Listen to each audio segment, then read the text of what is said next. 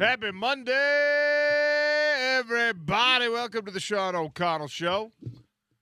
A show brought to you today and every day by our friends at Big Willie's, 1717 South Main Street in the heart of Salt Lake City. Incredible food menu, craft cocktails, rare whiskeys, if that's what you're into, cold beers on draft, and giveaways during the NHL playoffs for signed Mammoth gear. So if you don't have a ticket tonight at the Delta Center to watch Game 4 of Mammoth versus Vegas, go down to 1717 South Main and cash in on the giveaway opportunities down there. I have not. Hold on just a second. Let me pull something up because I have not looked up the get-in price for tonight at the Delta Center. Now, you can try to convince Ryan Smith, who's giving away another 8 seats in his owner's suite. You can try and convince that you're the right person to hand those off to, but I don't know how successful that's going to be for you. He might have already given them away. I'm not sure. I do think it's pretty awesome. I know that, you know, there are some people who roll their eyes. There's some people who cringe. There are some people who just don't like anything that guy does. Don't put me in that category. I'm really happy that we have an NHL team here. We wouldn't have an NHL team here if it weren't for Smith Entertainment Group, if it weren't for Ryan and Ashley deciding that they wanted to use some of their billions to give back to the community. And they built a lot of infrastructure, and Little League hockey is a thing in Utah now. And I mean,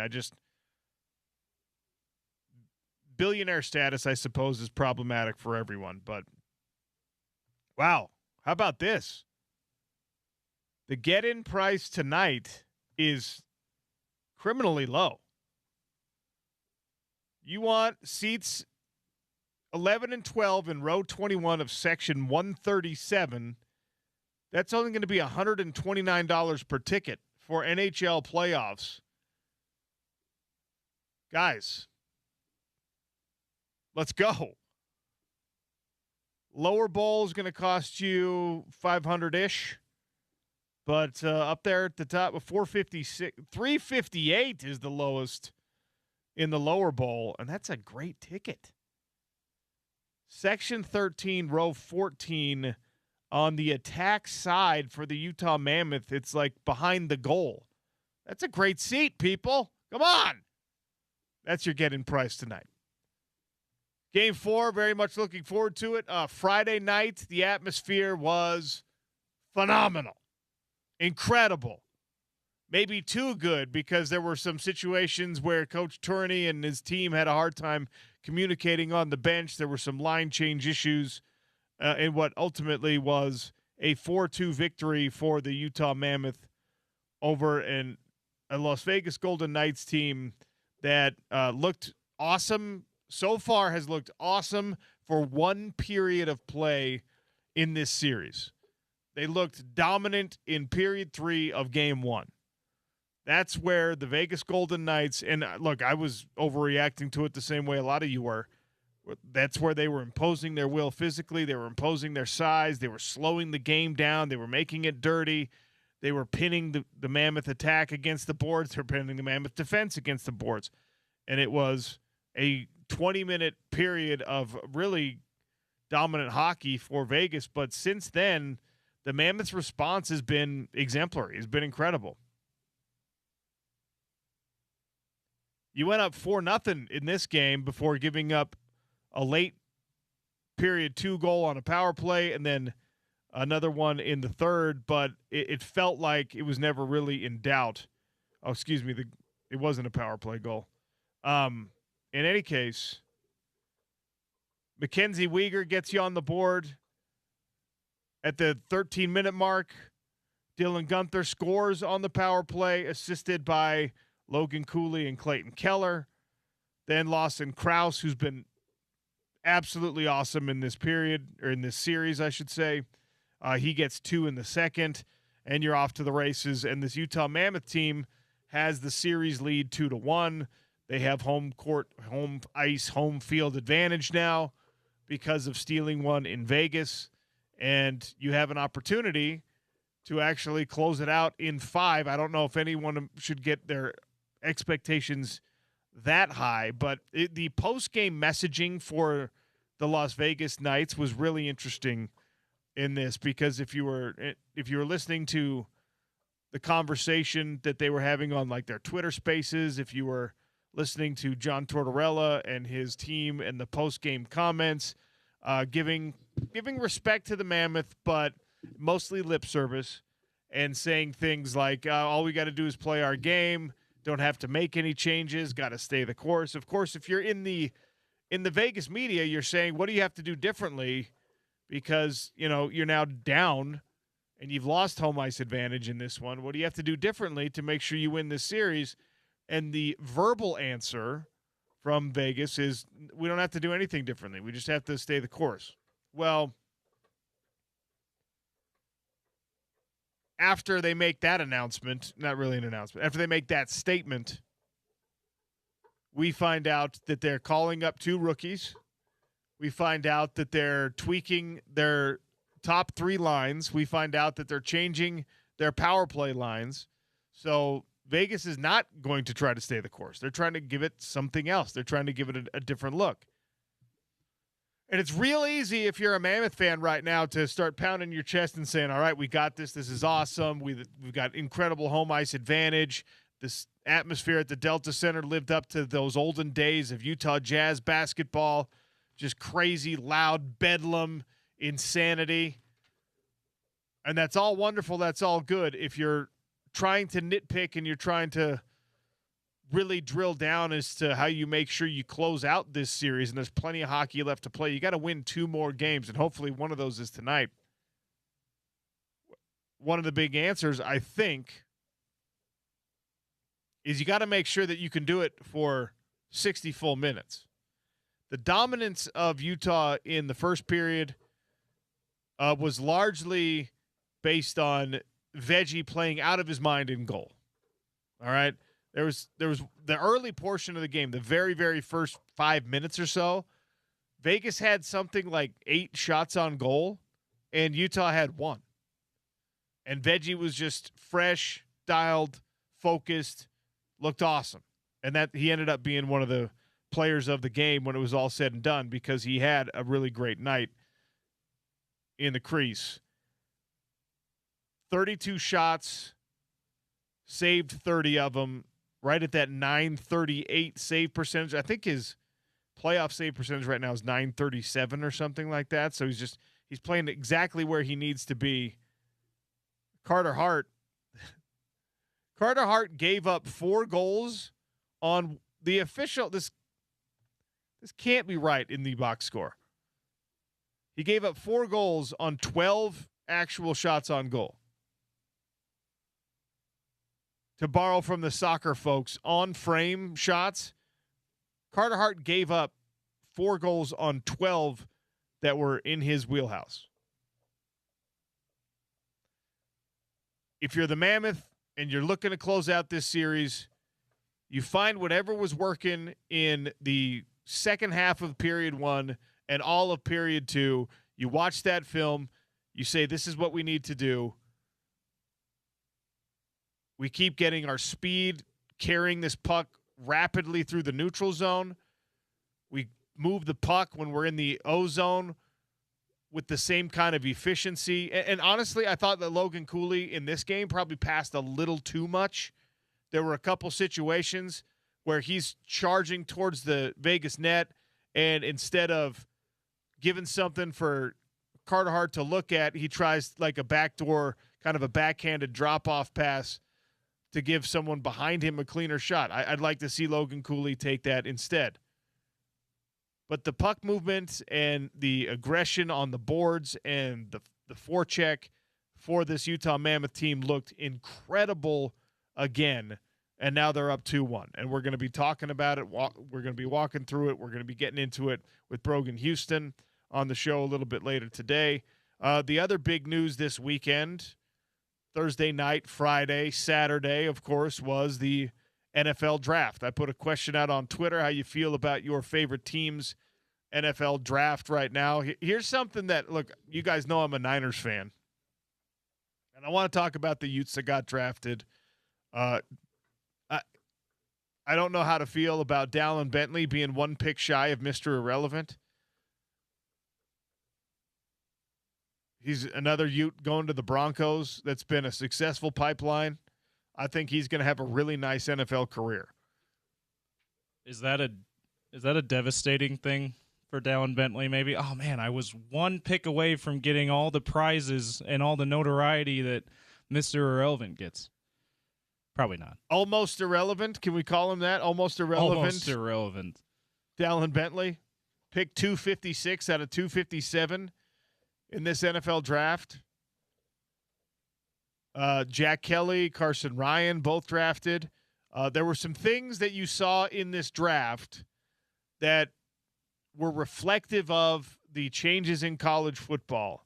And I don't think we're going to see more of this, or we're getting the tail end of it. But my San Francisco 49ers, 4 of their 7 draft picks had played 6 years in college football. Let me say that again. 4 of the guys drafted by my favorite team had played 6 years of college football. One had played 5, and the other couple had played all 4. That's crazy. 6 years of college football for Romello Height and Kalon Black and some of these guys. And that's just me paying attention to my favorite team. On the opposite end of that spectrum, you've got Spencer Fano, who now gets to play with his brother Logan Fano in Cleveland. I actually really dislike the way that Cleveland handled the whole situation, because they traded back and still took Spencer Fano, who, again, go have a great offensive lineman career in Cleveland. But the total value difference between pick number 6 and pick number 9, what do you think that is in this NFL draft? Like, what do you mean by value? It's structured, right? Yeah. So you mean the total money-wise? The total value of your rookie contract, like pick number 1, Fernando Mendoza. It's laid out in collective bargaining. His total rookie contract value is $57,271,500 over multiple years. Yeah. Over 4 years. 4 years. Now, the negotiation comes in with how much of that gets delivered in an immediate signing bonus, etc. But the structure right now for Fernando Mendoza's number 1 overall contract is laid out very carefully. And it goes that way on down the draft. So what do you think the difference between pick number 6 and pick number 9 is when it comes to the total value of the contract? Like $6 million? Pick number 6, $41,931,992. All right? To avoid making you listen to me do mental math on air for the beginning of a show on a Monday, all right? So $41,931,992 at pick number 6. Pick number 9, $32,256,026. Make sure you get that 26 at the end. Yeah, don't short me the $26. It's almost a $10 million difference. Yeah, it's a $9.7 million difference, and you still ended up in Cleveland, damn it. Yeah, I texted you, not really believing that it would happen, but like, hey, the Chiefs traded up. I wonder if they really want Spencer Fano. And we'd heard, hey, obviously you got a Whittingham on staff there. Andy Reid has ties to the area and knows Kyle Whittingham well. Beyond that, I'm like, okay, maybe the Chiefs really like Spencer Fano. Then we heard right after I texted you, like, hey, are they trading up to get Fano? Then I hear the ESPN guys say, oh, they're moving up to get this guy. Like, okay, great. Yeah, that would have been a much better spot, obviously. When you look at what the Cleveland Browns, again, my default setting on the Cleveland Browns is I think you're going to screw up all of this. I don't like what you're doing. I don't like that somebody that we really are invested in seeing some success. I don't want to see that guy stuck in some sort of like purgatory of no-win football with the Cleveland Browns. But I like their draft.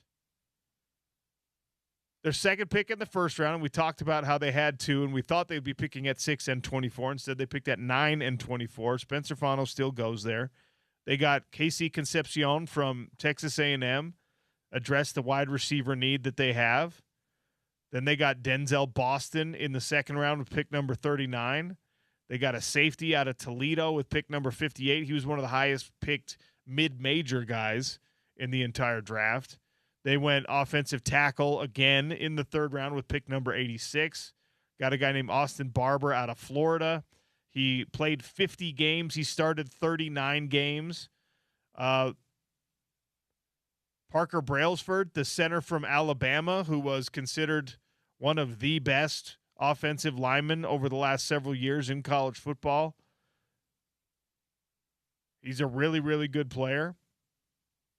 They got Justin Jefferson, not that one, in the fifth round. You got to be excited about getting Justin Jefferson. Joe Royer, remember when we were down at Big 12 Media Days, and we were talking about how Cincinnati, randomly, nobody expected big things from Cincinnati, but Cincinnati had like 5 guys on the Bruce Feldman Freaks list in The Athletic. They had these crazy athletes all over the roster, and Joe Royer was one of those guys. So Cleveland got Joe Royer, who will stay in state, going from Cincinnati to Cleveland. Taylon Green, the former Boise State quarterback, most recently from Arkansas. That's who they picked up in the 6th round. I was going to say, I remember him showing some flashy stuff at Arkansas on mediocre teams, not being very consistent. And then with pick 248, the Cleveland Browns select former Utah tight end, former BYU tight end, former UCLA tight end, Carson Ryan. Former American Fork tight end, just to add another team. American Fork caveman, Carson Ryan. Look, it's the hill that some Utah fans didn't like me dying on 2 years ago. I really did not want to see Carson Ryan leave the roster, and he did. And this is why. I mean, he's an NFL caliber player. But you get a little reunion between Spencer and Logan Fano and now Carson Ryan, who, of course, is their former teammate as well, and a guy that they grew up close to, competing against all the way through. Spanish Fork and Tim Few and American Fork, they're all in that Utah County. Battle of the Forks. Forks down. Which fork is better? That's ASU, so not Forks up. As much as my default setting is just be like, man, the Browns are finding a way to screw this up, I like that draft. I'll admit to you, I don't know a ton about the Toledo safety. I don't know a ton about the Florida tackle that they grabbed. But the rest of those guys, we've seen some good things from. Carson Ryan is very much like a lunch pail, blue collar, I can fit in with whatever your offense is type guy, the same way that Spencer Fano is. And interestingly enough, if you were doing what I did this last weekend and you were just absorbing as much as you can of the Fano family content, because that draft party looked like the most fun ever, jumping in the pool. Everybody, no one in swimsuits, just in their nice clothes. Everyone in the their pool. like, not quite Sunday best, but like, it's like a Catholic church Sunday best. There was a couple of women were in dresses that you might see it at your local ward here. Obviously Spencer was in Hawaiian shirt and everything, but yeah, people were not dressed down for this party. They're jumping in the pool. They're celebrating. I'm not here to tell anybody how to handle their own draft party, but if you have the kind of network of people that the Fanos have, the absolute right call is to avoid going to the draft itself. Yeah. and to celebrate with your people. Did you see how many people they packed into their house? Like that, you're not, and that's Was that's that their why they house do that. Or was that like a country club? it could have been. It could have been a country club Because yeah, it looked like a clubhouse and then a massive pool. Who knows? That's a good point. Maybe they rented the place out to fit everyone in, but that's still not a gigantic space for that many people. They looked comfortable and everything, but yeah, that's why you don't go to the draft, because I think you can only take like up to 5 or 6 people, maybe 10 people. It's however many people fit around one of those stupid round tables that they put out at every banquet. In cubicles. They're just like, yep, here they are. You want to celebrate, especially people like Spencer Fano want to celebrate with a lot more people than that on the day that his life's changed like that. And look, it was beautiful to see. It was incredible. And to have his brother get signed by the same team, to have a former college teammate and Carson Ryan get drafted by the same team. Now hated rival, now teammates again. We love each other again. They probably love each other again. Probably lots of smack talk too. We'll see if the Browns also draft Keanu Tanuvasa next year. Please make that happen. Because remember, we talked with Keanu at last year's Big 12 Media Days, and he was like, there were a lot of guys on the team that were like, yeah, man, you're kind of dead to me right now. They didn't want to talk to him for a while. They didn't really, so. He was remarkably open about that in particular. I'm like, man, that's awkward. I don't know if I'd share that with everybody. Such a beautiful thing to see, and the Fano family deserves it. It's top to bottom, is everyone I've talked to that's associated with the Fano family. They're really, really incredible, and to see the NFL dream coming true for the family, for both boys, for them to be able to do it together. I mean, I don't know how much thought the Browns put into, because it's not like Spencer is the kind of guy that, like, if we want to get the best out of him, we need to make sure we also bring his brother. If we want him to stay out of trouble, we also got to bring his brother. That's not what this is about. Probably the Browns organization, in rubbing elbows and talking to these guys, was just like, these are the type of people that we want involved in our organization. Now, I wish Logan Fano would have stayed in college another year. I think it would have served him and his future NFL prospects best. I think it would have served the University of Utah to have him come back and hopefully have another healthy year. But the fact that the Fano brothers get to do this whole thing together is a storybook. It's beautiful. It's wonderful to see. And, you know, Lander Barton got signed to a free agent deal. Tainoa Tongiai got signed to a free agent deal. Jaron Kump got signed to a free agent deal. Like we talked about, I thought Mokafisi, we'll wait for an announcement on him maybe. Perhaps he gets an opportunity as well. Bryce Duke got invited to the 49ers rookie camp. Bryce Duke, who saw very, very, very limited reps. A lot of in the Utah teams, uniform. if I'm not mistaken. And by the way, the 49ers are one of those NFL teams that every single year has at least a guy on the roster who that's what he is. He's a special teams guy. They value that. They don't expect him to do anything else. That's been a 49ers thing that, you know, teams like the Ravens, the 49ers, the Patriots, a bunch of these squads have had just like one of those guys. And speaking of the Patriots, how about Caleb Lomu going viral for the funniest reason possible? He gets drafted by the Patriots, and then immediately people start overanalyzing his little dance moves that he was doing in the thing. In the draft video that they film all the prospects doing, the little draft video for the broadcast. And he's wearing like a tracksuit, and he's being real zesty about it. And he's moving his hips a little bit. He's being like, he's not trying to look tough and masculine at all. You know why he's not trying to? Because he doesn't need to try to, okay? It's already that. Yeah. Because he is a massive and intelligent and very, very secure individual who's like, man, I'm having a little bit of fun. I'm goofing around. And to see, just do yourself a favor and go search it on Twitter. Just search Caleb Lomu, honestly, and you'll see a bunch of posts about it. Just the people, Patriot fans, just be like, I don't know, man. No, like, we can't have this kind of guy. Drake May's being predicted by this guy and Will Campbell. I don't think so. It's like, dude, relax. Calm down. Plenty. I did see plenty of like, oh yeah, that's my tackle too. Like you had the whole range of things from Patriots fans and presumably Patriots media reacting to that. My favorite one is someone.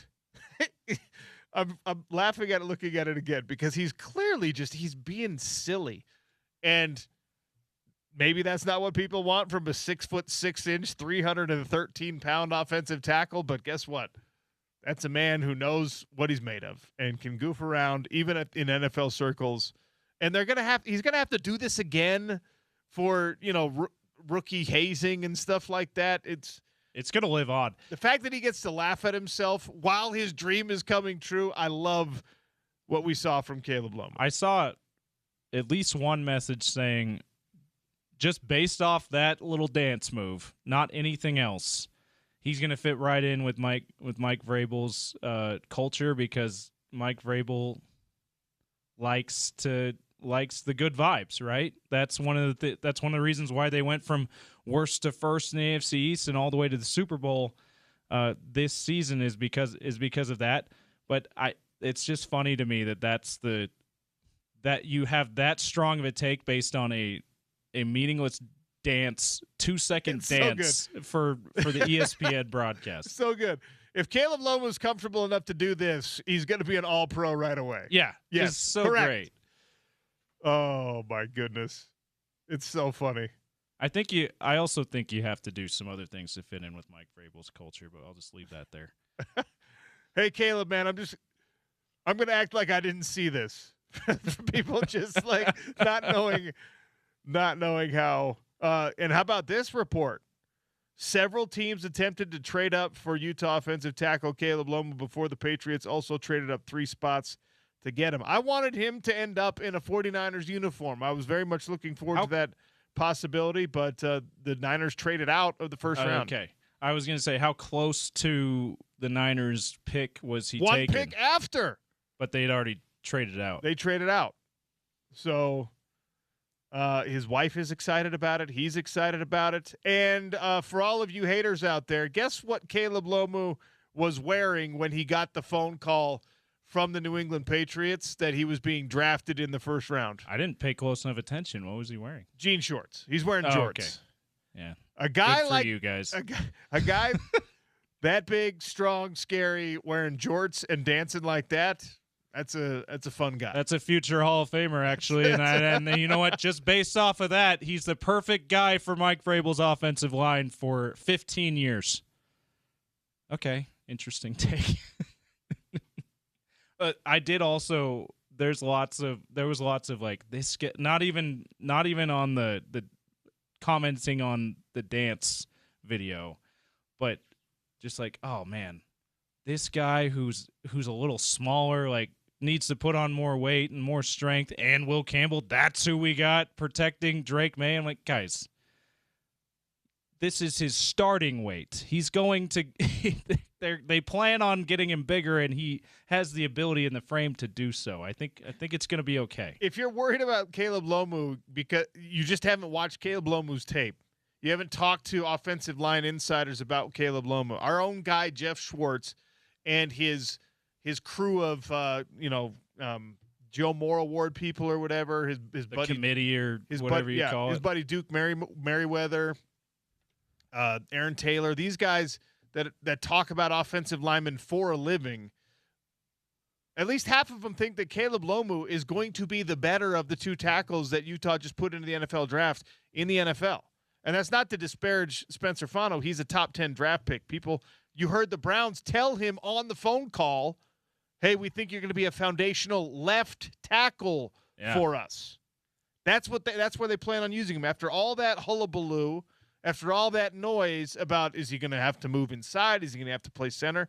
The Browns want him to be their starting left tackle. He played right tackle in college. It made me think that all of that was smoke screens, because it really felt like the day before and the day of the draft, all of a sudden we're hearing, oh yeah, he's definitely a tackle. After a couple of months of, is he a tackle? It made me think teams were trying to get him to fall back so they could get him later maybe. And they ended up, when it came down to, they're like, well, we're going to have to take him in the top 10. none of this is working. Caleb Lomu's pseudo-official stats: 383 pass blocking reps in the 2025 season, 8 total pressures allowed, 0 sacks. And number 2 overall pick, David Bailey from Texas Tech, guess who he rushed against most of that game? Caleb Lomu.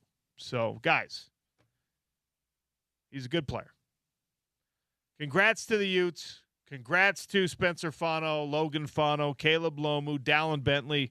You know what? Congrats to Jack Kelly, the former Weber State Wildcat, to Carson Ryan, anyone who's getting this opportunity. It's really exciting that we get to talk about it and that we get to follow it as these individuals move on to NFL futures.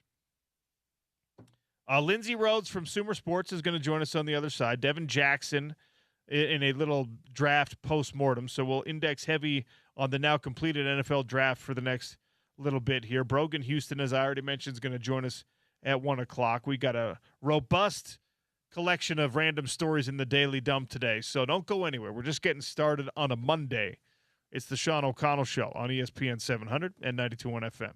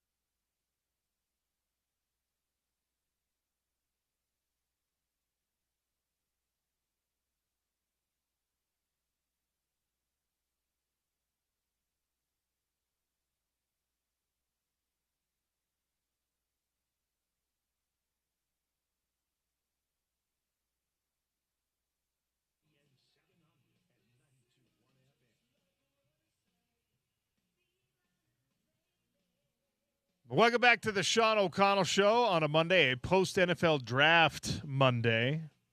We're lucky enough to welcome in Lindsey Rhodes from Sumer Sports. Her and the rest of the crew working hard on draft and draft analysis all through the weekend, and she's still kind enough to give us a few minutes here on a Monday. Lindsey, welcome back to the show. How are you? Hey, I'm great. How are you? I'm doing awesome. So, did you take a nice deep breath on Sunday and give yourself a chance to, I guess, get away from all this draft stuff that occupied everyone's life for 3 days?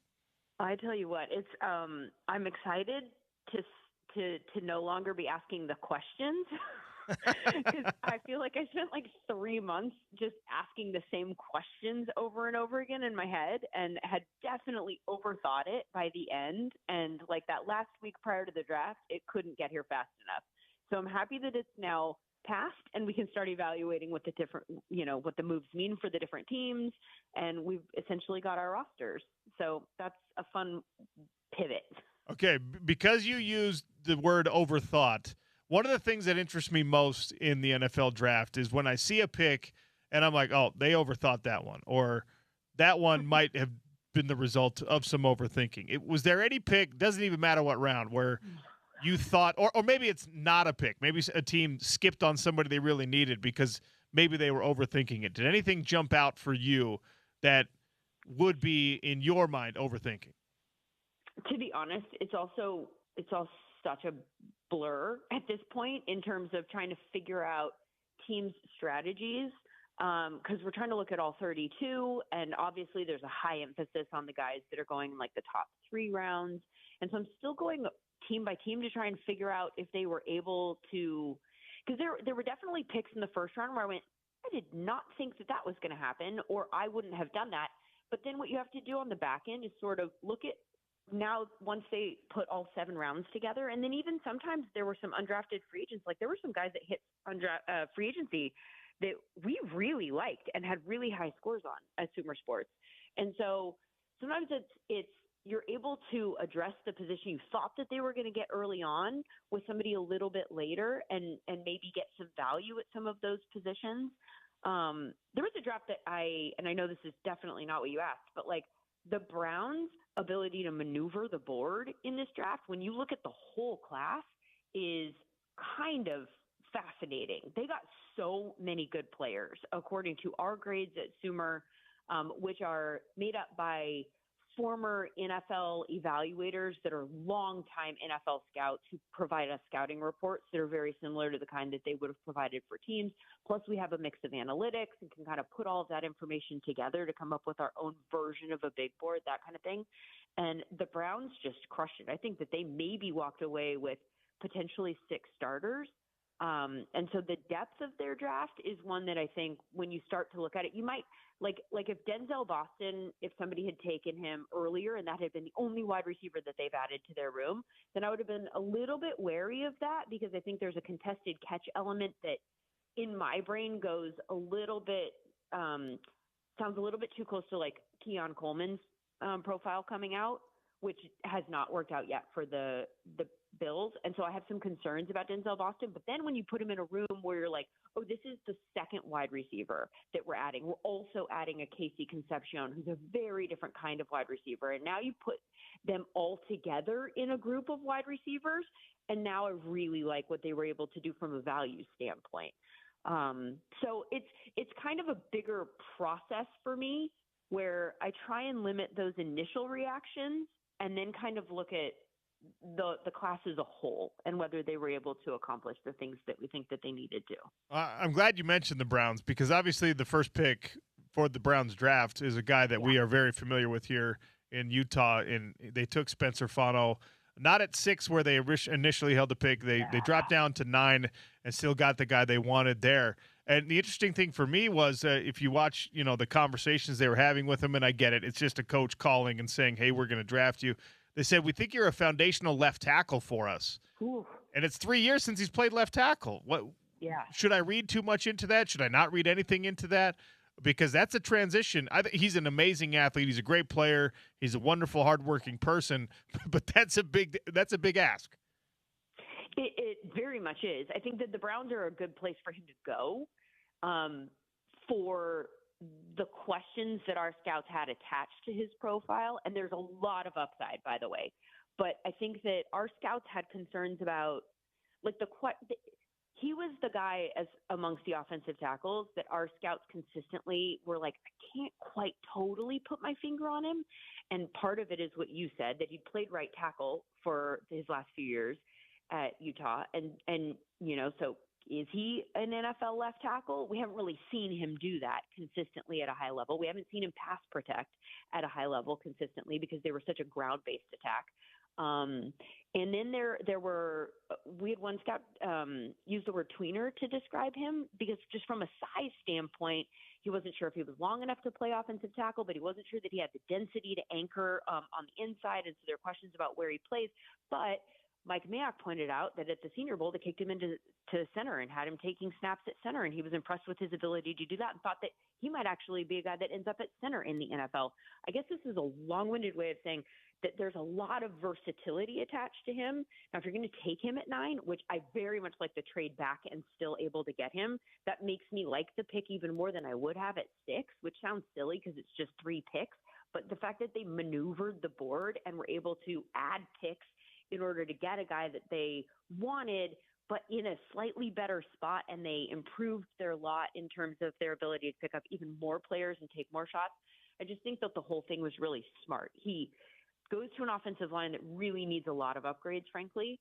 And so you ideally want that to be at offensive tackle. The fact that they say that they see him as a left tackle is a really good sign. Even if he turns out not to be a left tackle in the NFL, there are so many different areas where he could potentially play for them. And, you know, if he turns out to be a long-term Pro Bowl, All-Pro caliber guard, or even center, if that's where they end up putting him, that's not where you would have drafted him at 9 if that's what it ends up being. But the goal is to make the team better with your pick. And so you give yourself a wide variance. Like, I think that the floor maybe is raised a little bit more when you draft somebody like him in that spot, and he goes to a team where it's not just like, hey, we just need a left tackle, and that's all we need. And that's going to put us over the top, and everything else we've got stacked. I think that the Browns could use help in a lot of different positions. So if he is good and he can get on the field, that will help them. And so I like that pick a lot for them. I'm a Niners fan, and the Niners didn't get any guys in this draft with local connections in terms of their college ball. I liked the draft, but one thing that really stuck out for me was how many guys they drafted with 6 years of college football experience. And I'm curious if that's a by design thing, if you in the scouting departments, if anyone said anything about like, yeah, we really like these guys that have extra years, are more developed, or I mean, we've always talked about that as like a bad thing in the NFL draft. Like, he's long in the tooth. He's already a 24-year-old by the time you get him. The Niners drafted 4 guys with 6 years, 1 guy with 5 years, and a couple of guys that played all 4 years, and that surprised me. What do you make of it? I'm not sure exactly what to make of it because I think from a numbers standpoint, you do want to get some guys that you're getting earlier in their career because the goal is to maximize the value of the pick. Obviously, you want players that can hit the field and that can compete right away, and you want to add starters up and down the board. As many as you can is ideal. But you also want to maximize the value that you're getting for them at their pick on their contract. And then you want to be thinking about guys that you can get to play for you for the longest duration of time. And so if you're picking a bunch of guys that are already older, then you're just limiting the amount of time that they will be able to play at a high level for your organization. So I think I see it a little bit more like you do, but it might also be, you know, the Niners have a lot of holes, more than we're used to seeing them have. But at the positions that they don't have holes, they have some high-end players. So they're in a weird position of being like ready to compete if they can fill those holes. You know, you can go make a run if you're the Niners, but if you don't fill those holes capably, then you kind of might be screwed. And so they might just be looking for guys that are high-end producers where they feel really confident they know where the floor is. Like if you produce consistently for a period of time in college, then from a data standpoint, there might be less upside, there might be less room for growth, but there might be more of we know what we're getting, and it might be that the Niners are a team that's looking specifically for that. There's been a lot of talk about body language, facial expression, who made this choice around the Ty Simpson pick. And I know it's already been talked about a lot, and you've probably already talked about it a lot, but where do you net out on the Rams using pick number 13 for a quarterback that had 15 college starts? Yeah, I was surprised by it, and I am a huge fan of the Rams organization. The way that their front office works, this is the one them and Howie Roseman. These are like the two organizations that I feel the least comfortable ever questioning in any way, shape, or form because everything that they do seems to work. So they clearly have a really solid process in place. What it tells me is that people in that organization think that Ty Simpson is the quarterback of the future. And that was the big question attached to Ty Simpson for the whole draft was, he only had the 15 starts, and there is, and the red flag that you attach to that is that there is a long history of guys, quarterbacks in particular, who come into the NFL with 1 year of starting experience, and we get excited about them, and then it just doesn't work out. And this is like the opposite of the Niners conversation we just had, right? Like there's just not that much data. And so you're going off a small sample size. We can think of, there were quarterbacks in this draft who, if we'd taken them after last year, they were being discussed as first rounders. And then they came back and then they didn't have the years that we were expecting them to have. And then they plummeted in the draft. So that 1 year of experience is kind of a scary proposition.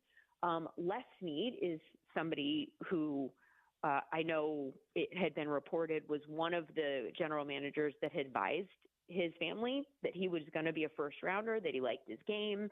I would imagine that they see him as the heir apparent. You do not take somebody at 13 if you're just throwing a dart at your dartboard, which is what I kind of thought most teams would be doing with regards to Ty Simpson, just because the evaluators that I talked to were like, we really like him, but there was always a but attached to it. And sometimes the but was just 15 starts, and we just don't have that much of a sample size. And so you don't know, and that's a scary proposition. But I love the fact that he's able to go to a team where he's going to sit on the bench for a year in a really healthy organization with a quarterback and a coach that's going to really be able to develop him. That is the one thing that this league talks about all the time is developing guys, and then it just doesn't happen. I roll my eyes every time we talk about a quarterback whose skill set and upside and athleticism and stuff like that. There's always like an athletic quarterback, like Milroe last year is a perfect example where you go, oh yeah, and then draft him in the third round and develop him because he does need work, but man, once he develops, it's going to be exciting. They don't get developed. They just don't. These coaches don't have time. So he does go to the perfect situation there where he can afford to sit without any pressure for 1 year and then kind of do what the Packers have always done, like get that guy early, and then we get the best version of them once they are able to hit the field. So I love the idea of getting a quarterback before you need one. That is the perfect situation. The only thing that surprised me about them taking him at 13 in that sense is that the guys that they passed up. And so if you are trying to make a run at a Super Bowl this year, which they inarguably are, and have the horses to do it, maybe don't even need the 13th pick in order to do that. They're so healthy as an organization. But the guys that they passed up on, I was like, ooh, that guy would be real fun to have right now, They're passing on like offensive tackles. Monroe Freeling. They passed on Mekhi Lemon, who I thought would have been just fascinating in that organization. And so that was really the thing for me was just what they were passing on. But in terms of process, taking a quarterback that you think has the tools to be your franchise quarterback and letting him sit for a year, that's best practice. All right, last thing before I let you go, and I appreciate your time. Have you settled on a favorite pick or a favorite fit, like the marriage that you think is going to work out best between player and organization? I really there's so many of them, to be honest with you. I'm a huge Mekhi Lemon fan from a tape standpoint. And I think that there must be some, it's like where there's smoke, there's fire kind of a thing. Like we heard some stuff after the combine about his meetings not going well. I am likely to believe that was actually the case, that something went wrong with his interactions with teams, because what we saw on tape was a wide receiver who just from a pure evaluation standpoint was a game changer. You put the ball in his hands and he picks up yards, turns into a running back. Is just an exciting guy, and the type of versatility to go inside out, and what a creative offensive mind can do with that type of wide receiver, I think is just fascinating. So the fact that he falls to the Eagles, and then frankly that Stowers also was available to them at 54. My colleagues and I have had a lot of back and forth about what the Jets did versus what the Eagles did, just from a comparison standpoint, because they both took a high-end wide receiver and a high-end tight end, and frankly, similar wide receivers to a degree, right? The guys who could go inside out. The Jets took Sadiq and Omar Cooper Jr., and I like that combo for them when you put it into the whole package of an offense. But then you also have the Eagles, who took Lemon and Stowers. We had Stowers with the same grade as Kenyon Sadiq, and they have very different strengths, like literally opposite skill strength. Sadiq is a better blocker. Stowers is a better pass catcher. Sadiq's athleticism is off the charts, so you kind of have to respect him in a lot of ways when you have him running a route. But I just think that combo of those two guys is such a fascinating example of drafting and prioritization, because I think those will be interesting ones to compare as the years go on, like which combo ended up better, because I really like all four of those players. And then the other guy that I really like, to go back to the Browns, is Casey Concepcion. And I know I'm highlighting a lot of offensive playmakers here, wide receivers, but he had very high-end production. He's very versatile, top 15% targets to every depth of the field. He had a versatile route tree, great with the ball in his hands, averaged 7.2 yards after the catch per catch, was a guy who actually played more out wide, was a 65% wide receiver ratio, 35% slot. Will probably flip that in the NFL. But his air yard share, his target share, his yards per route run, all of these numbers that are really sticky at the wide receiver position were incredibly high. So I think he was a good value pick for the Browns, and somebody that they should be very excited about. Lindsay, appreciate you giving us some time. Also love that you guys brought Mike Mayock back into the draft analysis thing. I think he's so good. So well done on that, and appreciate the work that all of you do over there at Sumer Sports. You're a great resource for us. Thank you. Thank you so much. Appreciate the chat. Lindsay Rhodes from Sumer Sports. By the way, it doesn't have the same like cachet as ESPN from like a brand recognition standpoint, but if you appreciate the overlap of statistical analysis, game tape study, that kind of thing, Sumer does a wonderful, wonderful job of it. And they did bring Mike Mayock back on the draft analyst stuff, and their draft show was awesome. So big thanks to Lindsay for swinging by. Got to take a quick one here. We come back with the Hot Lunch featuring some Utah Mammoth sound bites as we get you ready for Game 2 at the Delta Center tonight. Devin Jackson's going to join us at noon, and we'll talk more draft with him. Don't go anywhere. It's the Sean O'Connell Show on ESPN 700 at 92.1 FM.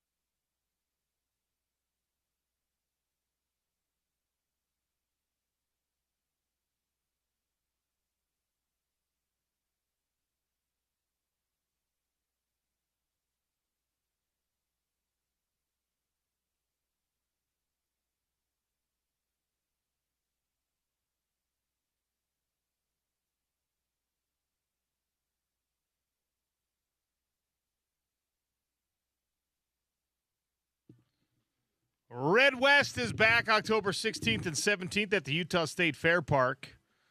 Ella Langley, Shabuzi, Sam Tucker, and many more. Tune in during Topical Trivia around 1:45 today for your chance to win two-day passes to Red West. Details at ESPN700sports.com. All right, James. How loud is it at the Delta Center? Listen to Coach Bear. He'll tell you how loud it is. Maybe too loud for a home environment. No, I've been in a loud building, but no, not that way. We talked last week about how this Vegas versus Utah rivalry could actually organically grow into being a real hockey rivalry. Proximity is there. Playoff matchup now is here. There could not be two more opposite reputations for cities if we're talking about Sin City versus whatever the most straight-laced, clean-cut. The only vice we really embrace here is sugar, cookies, and sodas.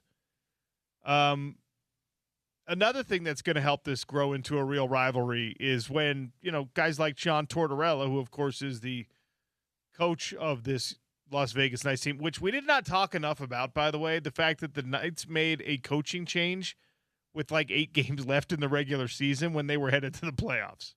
If that happened anywhere else with anyone else, it would have been a major, major, major story. I mean, we talked, we're not even in the Denver market, and we talked a ton about Michael Malone getting fired basically the same time in the Nuggets season, which we see mid-season firings in NHL all the time. Maybe not that late in the season for a playoff team, but it happens all the time. You never hear of that for winning teams in the NBA. So just to your point, we talked a ton about that in the NBA. We didn't even talk about this. And I think part of it is because, right, it's still a new sport here in Salt Lake City. So it's a lot easier to be like, well, if it ain't broke, don't fix it, Denver Nuggets. A lot of us hadn't watched enough Vegas Knights hockey to be like, well, this is obviously an upgrade for them or this is a terrible idea for them. But that's what they did. And now towards before this series, by the way, with the Utah Mammoth, everyone was singing his praises and talking about how this was the right thing. Anyway, he was asked about Dylan Guenther, and a little bit of a salty response is going to help this become a rivalry potentially. Brogan Houston from the Deseret News. Just when you see Dylan Guenther rip the puck like that, are there many guys in the league that can shoot the puck at that level? Yeah, I gave him credit. He has a nice shot. I'm not going to talk about it. Okay. Okay. Brogan joins us later on. We'll ask him about the vibe when he asked that question. And Brogan, I was sitting right behind him in the press conference room. He turned around and was like, I think maybe that was my welcome to the playoffs moment. I'm not going to talk about him. All right, Torts, relax, man. And the reason I think Brogan felt comfortable bringing it up, we can check with him when he's on, hear it from himself, but it's because he told a Vegas reporter right before Brogan asked that question about he said something like incredible shot by the Guenther kid there. And so Brogan's like, okay, let me see if he'll expound. Nope. That's fine. You want to be, this is the time of year to be cantankerous if you need to be, especially after a loss on Mammoth Ice.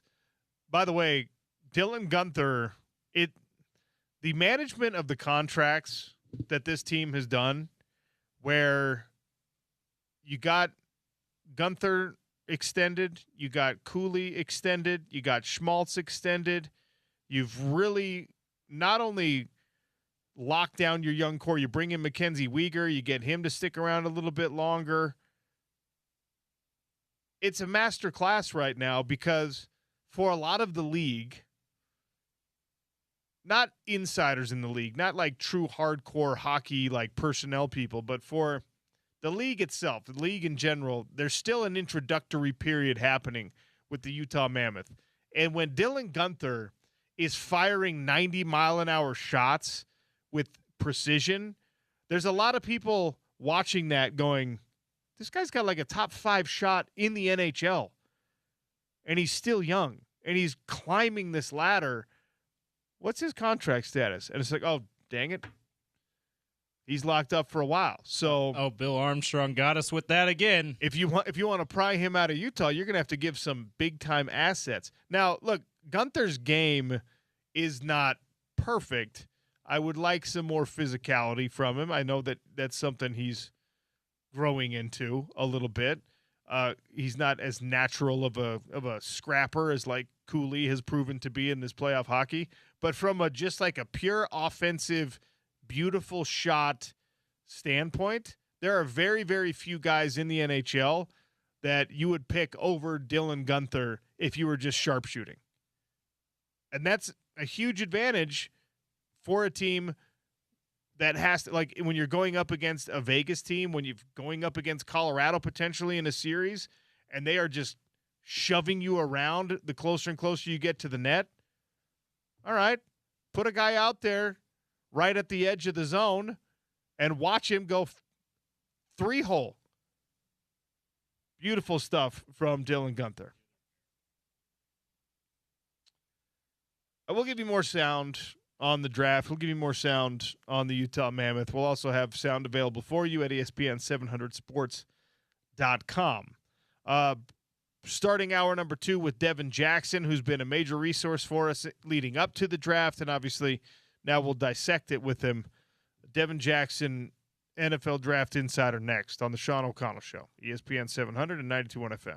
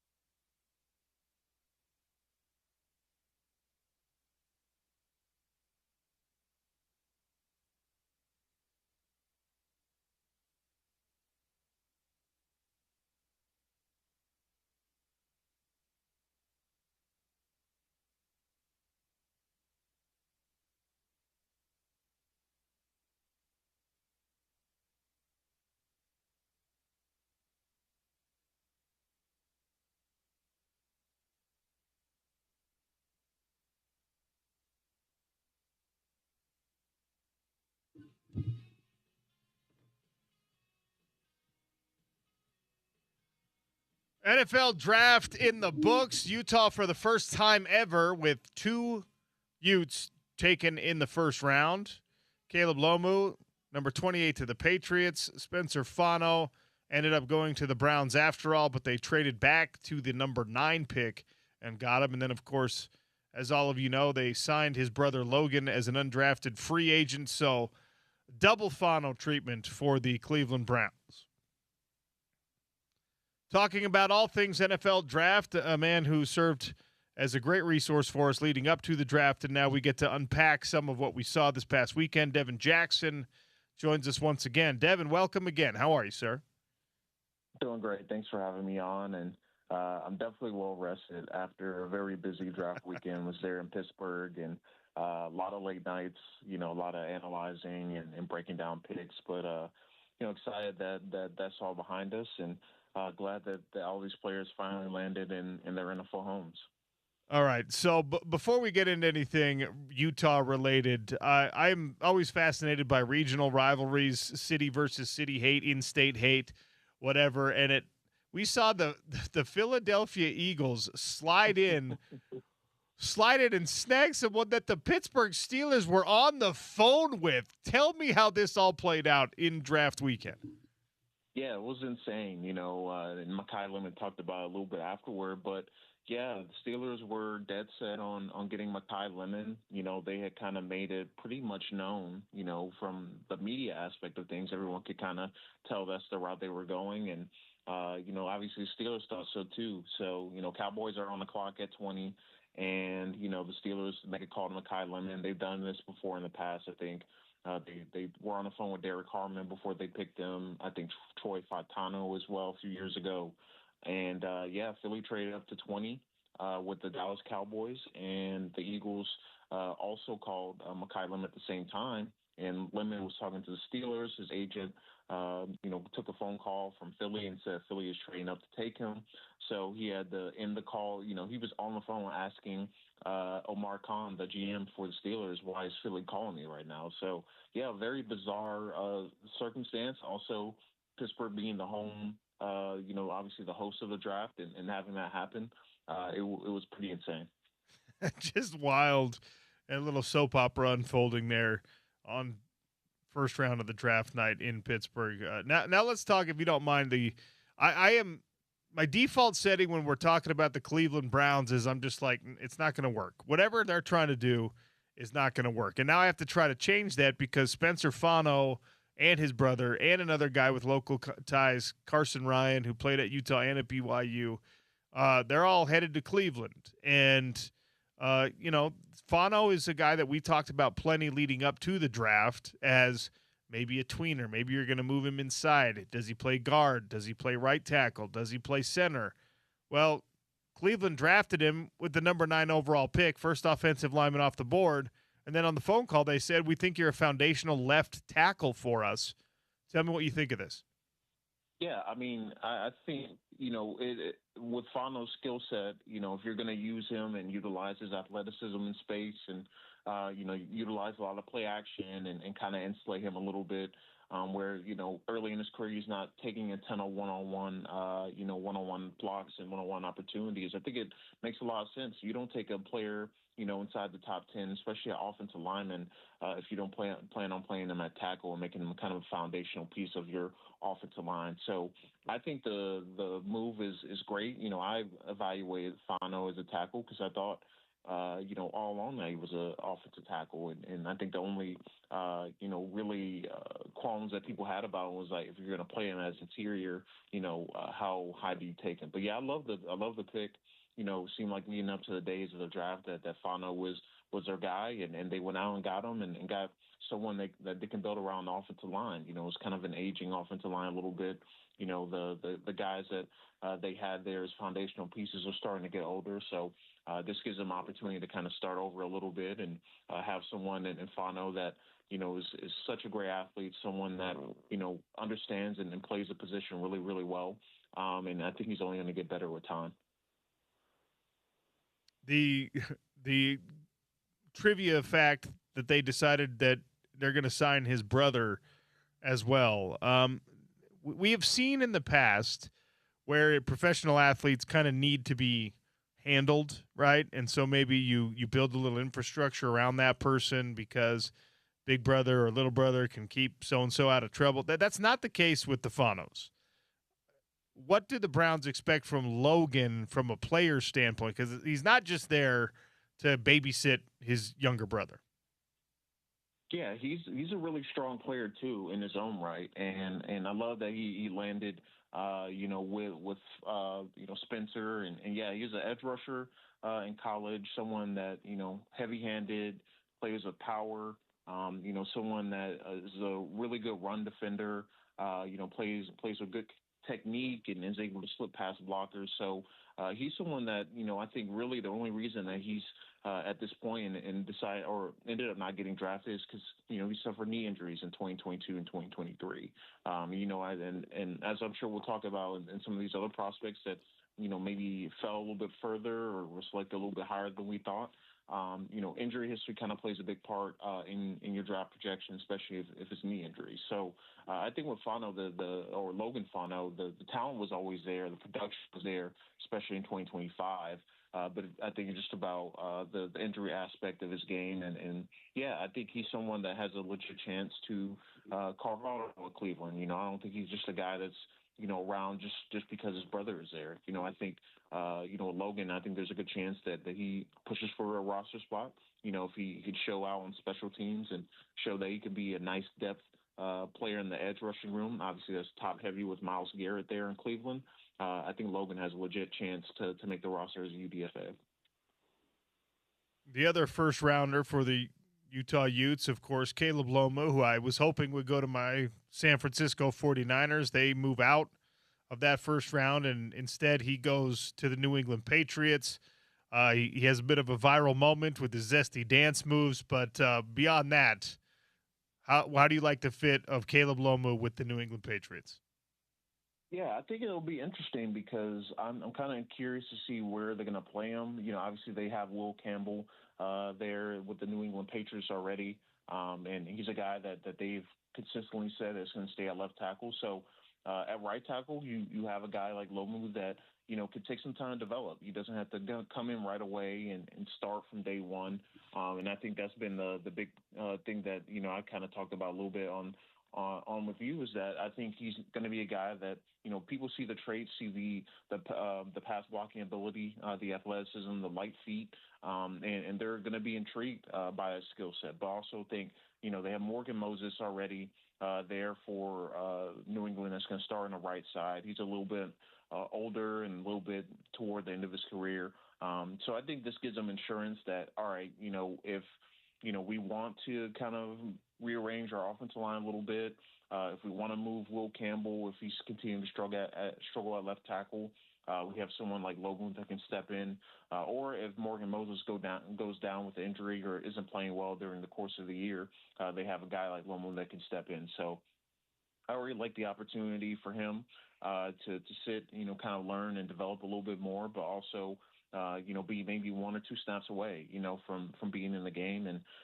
obviously having the ability to play tackle. And if he has to play the right side, it's obviously going to be a little bit of a learning curve. But I think this gives New England some opportunity and some insulation that if say Will Campbell doesn't play well to start the year, or Morgan Moses it's banged up or doesn't play well, he has someone like Lomu that has the opportunity to step in at either spot. Staying in the first round, and then we'll expand things from there. But did you have a favorite pick in the first round? A guy ended up somewhere you thought would be perfect for him? Yeah, the first round was really interesting because I didn't expect like Carnell Tate to go fourth overall to Tennessee. I knew that they were interested in receiver, but wasn't expecting him to go that early. Mansour Delang being traded up for Kansas City. But yeah, I think the best fit, or my favorite fit, is Reuben Bain in Tampa Bay. I think looking at what Tampa Bay has struggled with, they struggled to get to the quarterback over the last few years, and they haven't had a premier edge rusher that's someone that can come in immediately and be a potential star for them. So I think Ruben Bain, his fit with Tampa Bay, I'm very excited to see how it all turns out. Him being a disruptive force.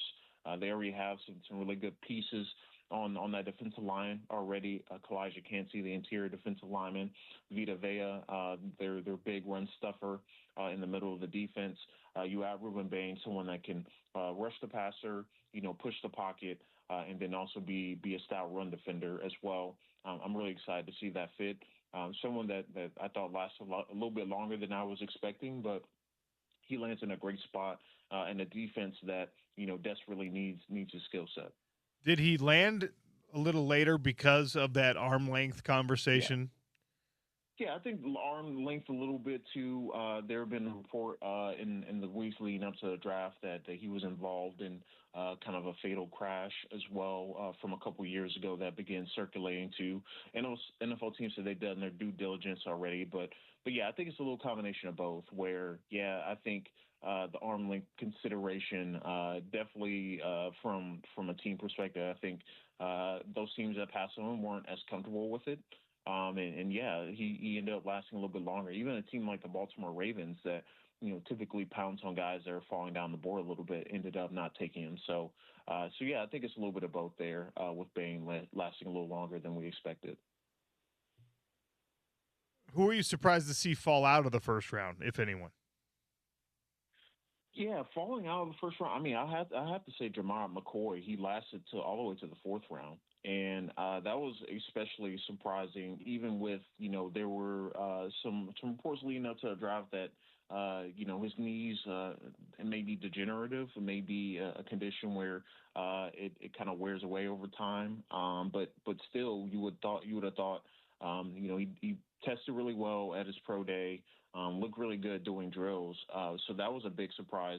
Someone that people were like kind of trying to figure out. All right, he probably fits somewhere in the first round, but probably with the knee reports coming out, you thought that maybe he'd last to the end of first round, early day two. He lasts to the fourth round. So I think that was one of the biggest surprises of the weekend, just seeing how far he slid from a potential first rounder off his 2024 tape to ended up being a fourth rounder when it was all done. So, yeah, you feel bad for him because the skill set says he should be a first rounder, but just the way that things have gone pre-draft wise, didn't work out the combine after sitting out all year, really waited to his pro day to really do things. And then, I think the medical concerns there just, I think led to everything to him falling, not only out of the first round, but all the way down to day three. Did one team for you have a markedly better draft than maybe you expected or even than their peers? Did somebody win this draft truly? Yeah, I mean, you have to say it's hard not to feel good about what the Giants did in the draft class. I think obviously getting a guy like Arvo Reese kind of logins their edge rushing room a little bit. But I think overall, I mean, you get a player that you can kind of figure out and define a position. He probably plays off-ball linebacker at this point. If they're going to continue to keep Kayvon Thibodeau, Brian Burns, and obviously Abdul Carr, who they drafted in the first round last year. I love the Francis Mauigoa pick. I think he is a guy that helps their offensive line no matter where he plays, whether he plays at tackle, whether he plays at guard. I think that it really helps solidify their offensive line and, continues to build it toward being a more sustainable group. They add a weapon in Malachi Fields in the third round, got a defensive back in Colton Hood. And then you add some day three picks in the sixth round as well that can be contributors. Jack Kelly from BYU, J.C. Davis from Illinois that can play guard or tackle. Bobby Jamison Travis, defensive tackle from Auburn that can be kind of a depth piece there. So I really like what they did. I like how they approached the draft and how everything turned out in general. I thought Tampa Bay also had a really strong draft as well. I think they got guys that could potentially have path to playing time, and I think almost in all of their picks, whether it's Ruben Bain, Josiah Trotter, he can play linebacker for them. year one. Ted Hurst can be an ex-receiver for them. On offense, Keontae Scott is like kind of a nickel safety hybrid. And then Billy Schrafe in the 5th round. I think he's a guy that can end up starting games for them offensive guard. So I think those teams stand out to me as really strong drafts. I like what Cleveland did as well. I thought they had a strong draft as well. But yeah, I don't think anyone won it per se, but I definitely feel good about like those 3 teams specifically, especially the Giants and Buccaneers, because I think they're teams that, with this draft, they can really continue to build on, and, maybe they both make a playoff push this year. A lot of conversation. Maybe the most talked about pick in the entire draft was Ty Simpson going to the Rams with number 13. What do you make of that? Yeah, I wasn't really sure about the pick, and I still am not sure in a few days after the draft. To me, like, I understand that you never want to be in a situation where all of a sudden your franchise quarterback, and Matthew Stafford ends up, falling off a cliff and no longer playing at the way that he was playing before. But he's coming off MVP season. You talked about an extension this offseason. I think they came to one right before the draft. And then you select the quarterback. I just didn't understand the process there for the Rams. I understand if they're like, hey, we don't want to commit long-term, money and long-term resources to Matthew Stafford as he's getting older, but they did the opposite and then took Ty Simpson. And I'm just not sure that was the best use of the resources, especially with the Super Bowl window that they have open right now, with other potential needs on offense, and even the defensive side of the ball.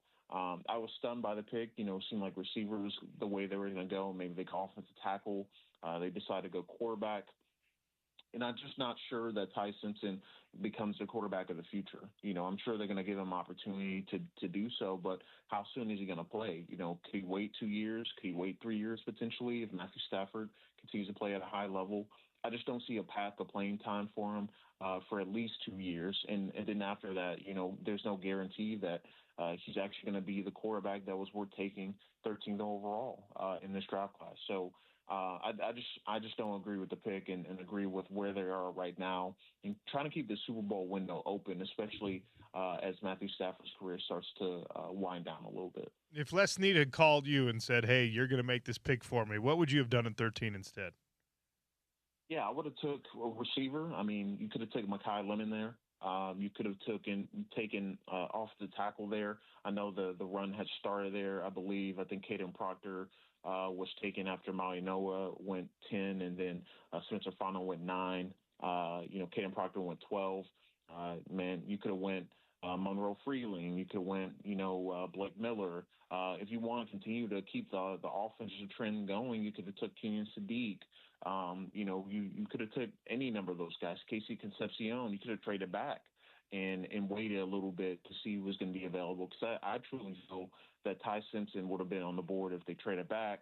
If they waited until day 2 and trade up to get him maybe into round 1. I just didn't feel like especially with the trade that they made, they had 2 first-round picks. They traded one of their first-round picks to get Trent McDuffie. All the moves that they made this offseason seemed like they were going all in and trying to win now. And getting a guy like Ty Simpson, to me, just didn't signal that. Yeah, that's where I net out on it also, especially with if you needed Ty Simpson or you wanted Ty Simpson in the first round, it didn't have to be at 13, like you just mentioned. You could have had him in the 20s somewhere, most likely. But, they pay these guys the big bucks to figure it all out. And the Rams have been a good example recently of roster management. So maybe we shouldn't question it too much, I suppose. I can't tell you how much I appreciate you giving us so much time over the last few weeks as we led up to the draft and now here recapping it. Really appreciate your work and your conversation, and we'll have you on again soon. Thank you. Thank you so much, Sean. I appreciate it. Devin Jackson, he has really been incredible all the way up through the process, and you can hear when he talks about it how much he knows on every level of the scouting process and these players in their evaluations. So big thanks to Devin Jackson, NFL Insider, NFL Draft Insider, for hopping on. ESPN 700 and 92.1 FM has the Festival of Tees going on right now. Powered by the Utah Golf Association, brought to you by Mountain Home Services. Every single day, we're going to give away free rounds of golf to the best courses in the state and even some beyond our borders.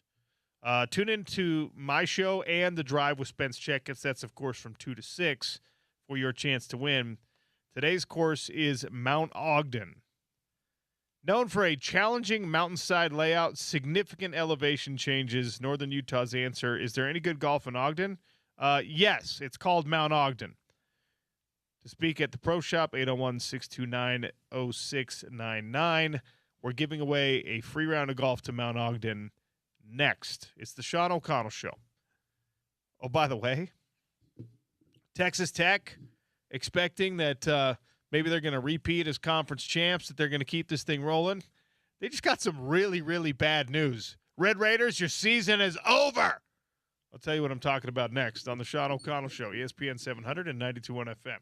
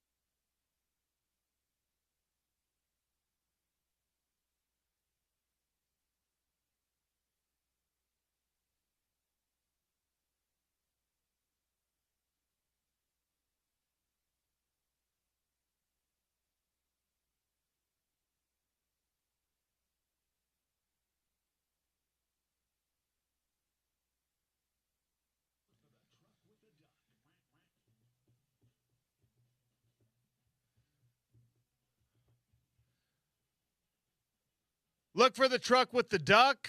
Go to valleyplumbing.com. Make your appointments there. You actually don't even have to get on a phone. Although when you call, everything is courteous and kind and wonderful. So your own preference there. But Valley Plumbing, Heating, and Air, they can handle your heating, your air conditioning, and, of course, they've been taking care of your plumbing for a very long time. This is a huge story in the Daily Dump. I mean, this could be a whole show. And maybe I'm doing the wrong thing by putting it in right here. We'll talk about it for the next several minutes. Brogan Houston is going to join us at 1 o'clock. Brendan Sorsby, the former Cincinnati quarterback, and we saw how good he is as an individual performer. If Cincinnati had depth, if they had like a well-balanced roster, instead they had like 5, 6 unbelievable players, and they just didn't have the presence in the trenches for the most part. But Brendan Sorsby was he was the top available quarterback in the transfer portal this last offseason. He goes to where else? Texas Tech, allegedly being paid over $5 million to finish out his career with the Red Raiders. And Brendan Sorsby is checking into a residential treatment facility for addiction. Not for opiates, not for alcohol, not for any illicit drug, but for gambling. Brendan Sorsby is checking in for a gambling addiction. This is, I hate to be cynical, this reeks, this screams of PR move. What happened here is that people caught wind of, and I say people, investigators, this is not a law enforcement situation. This is not bets being flagged for corruption. This is not somebody's got a fix in, and this is why we have to stop these things from happening. This is somebody close to Brendan Sorsby probably dimed him out, told a reporter, hey, this guy bets all the time, whatever. And so reporters started digging into it. Pete Nakos seems to be the one who's done a lot of the legwork here, but it's been confirmed that Brendan Sorsby is gambling all the time. He gambles on live pitches. He's sitting at Cincinnati Red games and putting I bet $1 that this pitch is going to be a strike. I bet $2 that this is going to be a ball, whatever. It gets problematic for Texas Tech and for Sorsby, and that's, to me, that's why they've decided to go the extreme measure here of a treatment facility. I don't know how you detox from gambling. I'm ignorant to the process for this.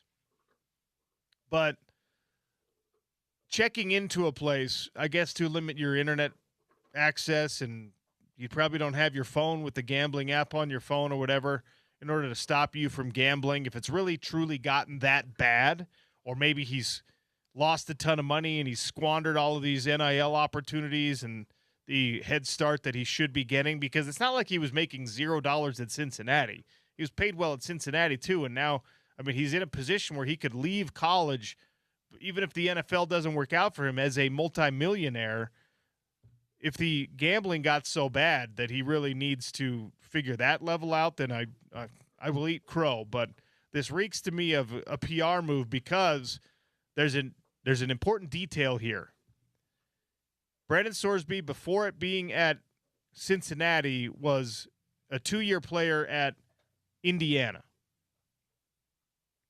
He played one game his true freshman year at Indiana. He redshirted that year. He used the out to get you could play in up to 4 games at that time and not have it burn your eligibility year. He played. He did not bet on the game in which he played, another important distinction. But he was betting on Indiana games while he was a student athlete at Indiana. That could take eligibility away from Brendan Sorsby. That could put him out of competition for Texas Tech this year. If I'm predicting, I will say it probably won't. They'll hire the best possible lawyers. They'll say, look, he really just was trying to get out ahead of this thing. There was no criminal investigation. There is no suggestion that he was fixing games, that he was trying to influence the outcome of games. But Brendan Sorsby was betting on games that he participated in. Or, sorry, he was betting on games for a team he played for. That's a no-no. That's the thing that the NCAA has, even as they've kind of welcomed the betting world in, they've said, we don't want this to happen, though. Yeah, and at least how stuff's written on the books, as I understand it, it does not say it's okay if you're a redshirt player, you're not actually playing. It's pretty clear about if you're on the team and you're placing bets about the team that you are on, that is a violation. Well, even a serious violation. If you're a student athlete, you're not allowed to. If you're not allowed to bet at all. Yeah, on college sports. You're not allowed to bet on college sports at all. They did just recently say that you can bet on pro sports, which I think that's ridiculous. Don't let them bet at all. The slippery slope. But but college sports is the big no-no. Yeah. Now look, here's the thing. That is the important detail. Okay, he bet on Indiana to win, and he didn't bet on the game that he played in. Okay, but that is. If you're trying to throw a book at him here, if you're the NCAA and you want to make an example out of Brendan Sorsby, you're the college sports commissioner, you're whatever made-up organization that doesn't have any power anymore, and you want to seize some back and you want to say, no, Texas Tech is right now, they're a college football playoff caliber program. They're a big story because of the money and the resources and what that has done for them on the basketball front, on the football front, on the softball front, right? If you want to make an example out of him, you're honing in on that exact thing. Hold on. This is a student athlete who knew the rules and decided he was going to skirt the rules. He's betting on college sports, even college sports, for a team he played for. And by the way, for him personally, this is a guy, I don't know how much money he's won or how much money he's lost, but this is a guy who's got a pattern of betting. There's no case for him to go forward and say, well, just every once in a while I get a little bit bored, so I throw. He seems like he bets on everything: baseball, basketball, football, college football, whatever. That is a no-no. That is a rule in the excessively permissive landscape of college athletics right now, where you can do pretty much whatever you want. This is one thing that they might try to make an example out of, but even if they do, I don't think they're going to be able to, because if he were just a student at Cincinnati with sports betting legalized now, if he were just a student at Texas Tech with sports betting legalized now, he could do it.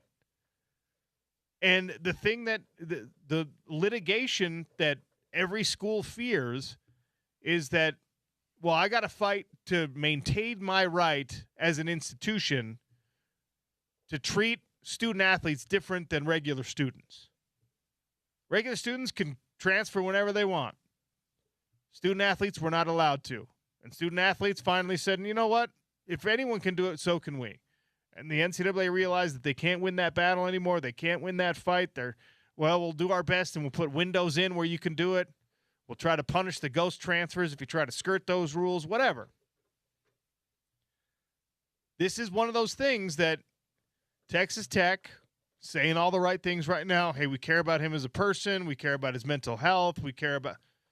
They want Brendan Sorsby desperately to be eligible for this upcoming season.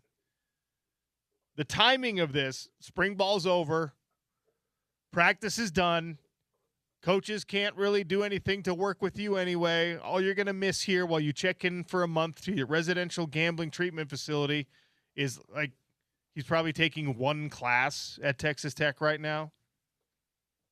This is a big deal. The starting quarterback of the presumed number one team in the Big 12 might not be eligible next year because of gambling, because of betting on college sports and betting on college football more specifically. And by the way, even if you're not betting on your own team in games that you're playing in, if you're a college football player, if you were at Indiana, you're at Cincinnati, your old high school buddy is playing for Notre Dame, you have insider information that nobody else can get. It really shouldn't matter that he wasn't playing. They're gonna try to throw a book at him here. I don't know how good his lawyers have to be to get him out of it, but man, if he is not eligible, remember, they can't go to some transfer portal and get somebody else to come in. They can try to do a very sneaky ghost transfer, I suppose, but I don't know about that either. Is that kid who just wrecked everything for the Utes, the backup quarterback? Oh, Hammond. Is Hammond still on their roster? I think he left. I think he was in the portal. I don't know where he ended up. Let me check here. I'm looking it up too. Let's see. Scrolling down to the QBs on the roster, Brendan Sorsby, Lloyd Jones. Will Hammond was on the spring roster. So okay, so maybe you got the wrong information there. All right. Well, never mind. They might be fine. Everything I just said, they're going to be fine. Will Hammond was an absolute killer. Wow. What if he turns into a pumpkin, though? You know? You never know. I don't know. All right. So just keep an eye on that developing story. Brendan Sorsby checking into a residential treatment facility for gambling addiction. And he's temporarily he's on pause with the Texas Tech men's football team right now. We got this announcement over the weekend. The Winter Classic is actually not going to be 2027 like we were promised, because it's going to be New Year's Eve 2026, December 31st at Rice-Eccles Stadium. Gary Bettman, Ryan Smith made the announcement before Game 3 that the Winter Classic will be played at Rice-Eccles Stadium on New Year's Eve. Yeah, so this year, it's happening this calendar year, technically. And Ryan Smith, while they were making that announcement, Ryan Smith added that this is on a weekend.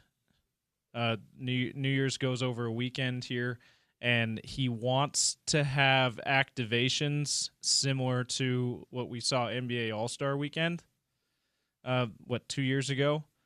So he wants to do something like that where the whole city there's stuff to do, hockey related, NHL related, because of the Winter Classic. He also mentioned we're going to have there'll be some kind of concert at the Delta Center the same day. So he's like, go to the game at Rice-Eccles Stadium. And he's like, it's not one ticket gets you to both events, but you also, if you're able to get a ticket to whatever the concert is, whoever it is that's playing the Delta Center later that night, you'll be able to do both. So it sounds like it'll be, at least Ryan Smith intends to plan a huge weekend party around the Winter Classic, which sounds pretty cool. I mean, it's kind of how you should do it, right? If you're hosting, this is, besides the Stanley Cup playoffs, this is the showcase event every year for the NHL. Now, maybe I shouldn't say that because we had the Olympics this last year and we had Four Nations, and maybe Four Nations is going to become more of a staple and become an even bigger deal. I'm not sure that'll be an every year thing. They didn't really, at least maybe I'm mistaken, maybe I missed it. They didn't really announce how often the Four Nations will be when after or during that first Four Nations, but I don't think it's going to be. It obviously wasn't this year because he had the Olympic break instead. I'm not sure it'll be every year that the Where Olympics Team USA won the gold medal, by the way. Yeah. By the way, just in case you forgot, Team USA gold medalist. I actually would like the Four Nations to be an every year thing, but every just year have it that's be not an Olympic year. Yeah. Have it be a different Four Nations. Yeah. USA, Canada, and then Czechia gets involved this time. Or whatever. It was Germany. Sweden and Finland. Yeah. So, yeah, Czechia's got to get Russia back into it. Yeah. I know that they're not because of the political problems, because of the war in Ukraine and trying to punish I think Russian representation on a global stage right now because of that. Yeah, I think it's important for the NHL to be like, we're not the Olympics, though, so we can do something like that if we feel like we want to. I don't know how people feel about this. Performative politics is like my least favorite thing in the world, so I promise that's not what I'm doing here. When it comes to, we're talking about Russian athletes in the NHL. Okay? We're not talking about amateurs that are living in Russia for the most part. Like most of these guys, at least, especially, obviously during the season, they live in the United States of America, right? And most of them all year round live in the United States of America. And or Canada, depending on the team they're on. And or Canada. Like, I would not be averse to a Russian team competing and trying to win for the sake of themselves, for the sake of their, like, hey, we are the best collected group of hockey players. And I understand why you wouldn't want to give a platform to a regime that you don't support, but I don't think it's like, for me, you have to, especially professional sports, like you said, James, this is not the Olympics. Professional sports, you have to be able to, like, extricate one from the other. Even if they were just like, hey, come up with your own flag, Russian athletes, and we'll like have you play under that so that Vladimir Putin can't wave it around and say our guys did this, whatever. I don't know. It's also something you can't control. I mean, you're punishing Russian athletes for being from a country that they may or may not support the leaders of anyway.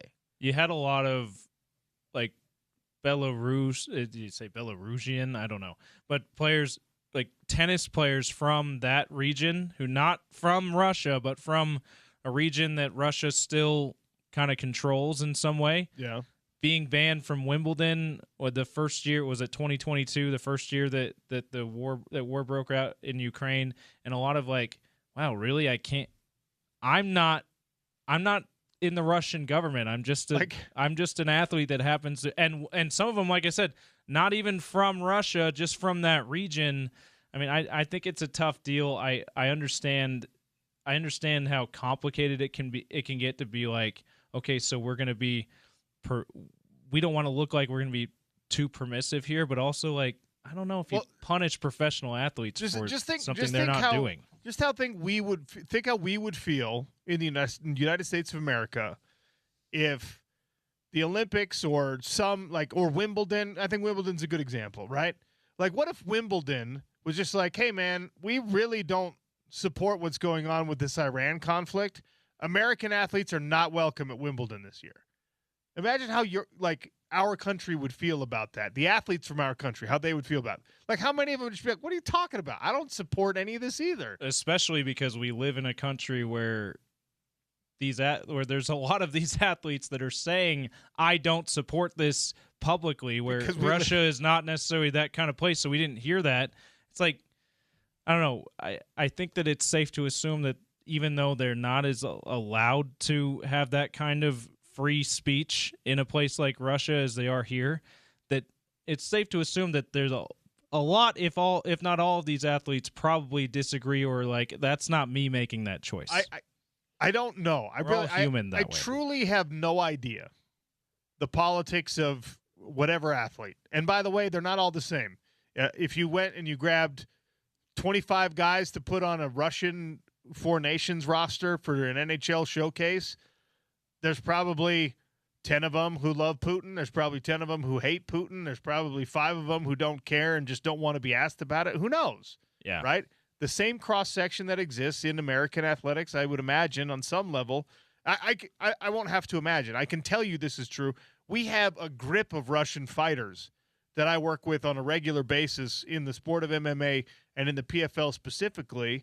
And the few times we have gotten into conversations politically about certain things, like, I'm sometimes surprised by what their reactions are. Just like, no. And these are fighters. Like, these are some of them who've been like former military dudes, and they're just like, please, we just need peace. We want, like, we had a guy from Iran. We have a guy from Iran who told us before any of this stuff broke out how needed a change was in Iran. And I was like, I'm distant from international politics, geopolitics, or whatever. And he was explaining it to us in Dubai, why he was not wearing the Iranian flag on his shorts because he didn't want to represent that regime.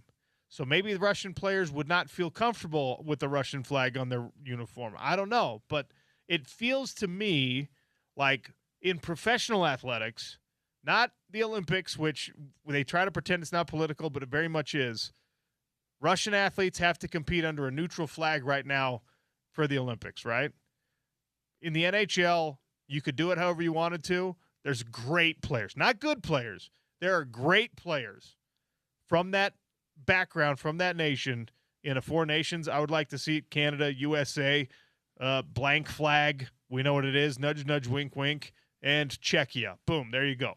Yeah, and the like you say, Russia right now the hockey world is the perception is it's Canada and US right now. We're on top. Suck it, Canada. But for a long time it's been Canada, right? And before that it was Russia and Canada. I think if not for this ban because of what's going on over there, Russia would be in that mix right next to us and Canada is, hey, any given year in the Olympics or these international competitions, they can come away with the gold. We've kind of forgotten that because they've been kind of banned from these kind of things. So it would be cool to have them back just for the pure competition part of it. But circling back to the hockey story that belongs here in the Daily Dump. Yeah.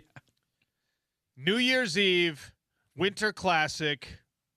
Do we want a 50-degree winter day like we had so many of this year, or do you want it to be cold, blustery, snow, a real mountain winter day for that Winter Classic? I think that's the answer. I think absolutely, especially because it's outside and it's hockey. You don't want it to be like the game that was just in Florida where they had to like put a dome over it to keep it the ice actually frozen before the game started. You want Utah to show, hey, we're still a winter climate out here.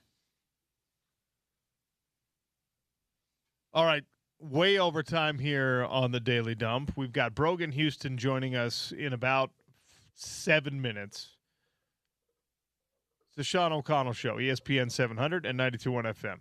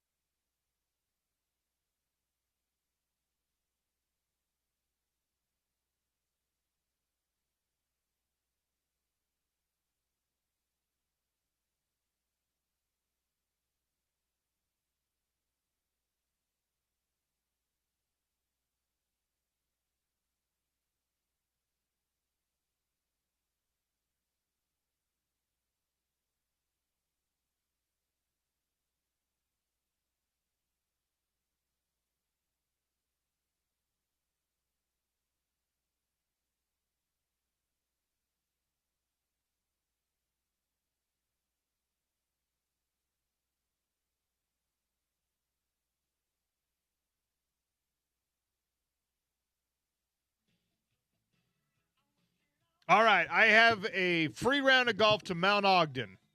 877-353-0700. Who scored the Utah Mammoths' first goal in Game 3 against the Vegas Knights? First ever NHL playoff game in the state of Utah at the Delta Center. It was an unbelievable night, a 4-2 victory for the Utah Mammoth. But who scored the first Mammoth goal in that game? 877-353-0700 for a free round of golf at Mount Ogden. All right, we're going to get Brogan Houston here in just a couple of minutes talking Utah Mammoth as they look to make it 3-1 in the series tonight. 7:30 puck drop at the Delta Center again. Brogan Houston in a couple of minutes to talk about it. Before we get there, a reminder, even if you look outside and may have forgot today, spring is actually here. It's cold and it's wet, but it's time for big air. Huge splashes, nonstop action at Shields with the Dock Dogs event. The Dock Dogs are taking over Shields in Sandy May 29th. It's an event you just have to see live. It's awesome. The most elite canine athletes, they launch off the dock. They fly through the air. You guys have seen this, right? These incredible dogs. They chase the lead. They chase the toy. They chase whatever. They fly off the end of the dock and hit the water. Distance, speed, height. They bring everything. It's insane the kind of distance these dogs get. It's not just the action that are going to make you want to go down to Shields and Sandy. They're going to do giveaways. They're going to have great food. They're going to have vendors. It's a full day of high-energy fun for the whole crew. Bring your friends. Bring the family. Get ready to cheer because once these dogs hit the dock, it is game on. Come for the splash, stay for the fun, and then after maybe head into Shields and check out the spring sales that they've got going on right now on everything. Sporting equipment, camping equipment, apparel, shoes. Shields is a one-stop shop. May 29th, Shields, Sandy. It's in the parking lot. The Dock Dogs are ready to fly. Do not miss it. The Sean O'Connell Show will be getting you ready for it for the next month or so. All right. Brogan Houston joins us next to talk Utah Mammoth. How do they make it 3-1 tonight against Vegas? It's ESPN 700 and 92.1 FM.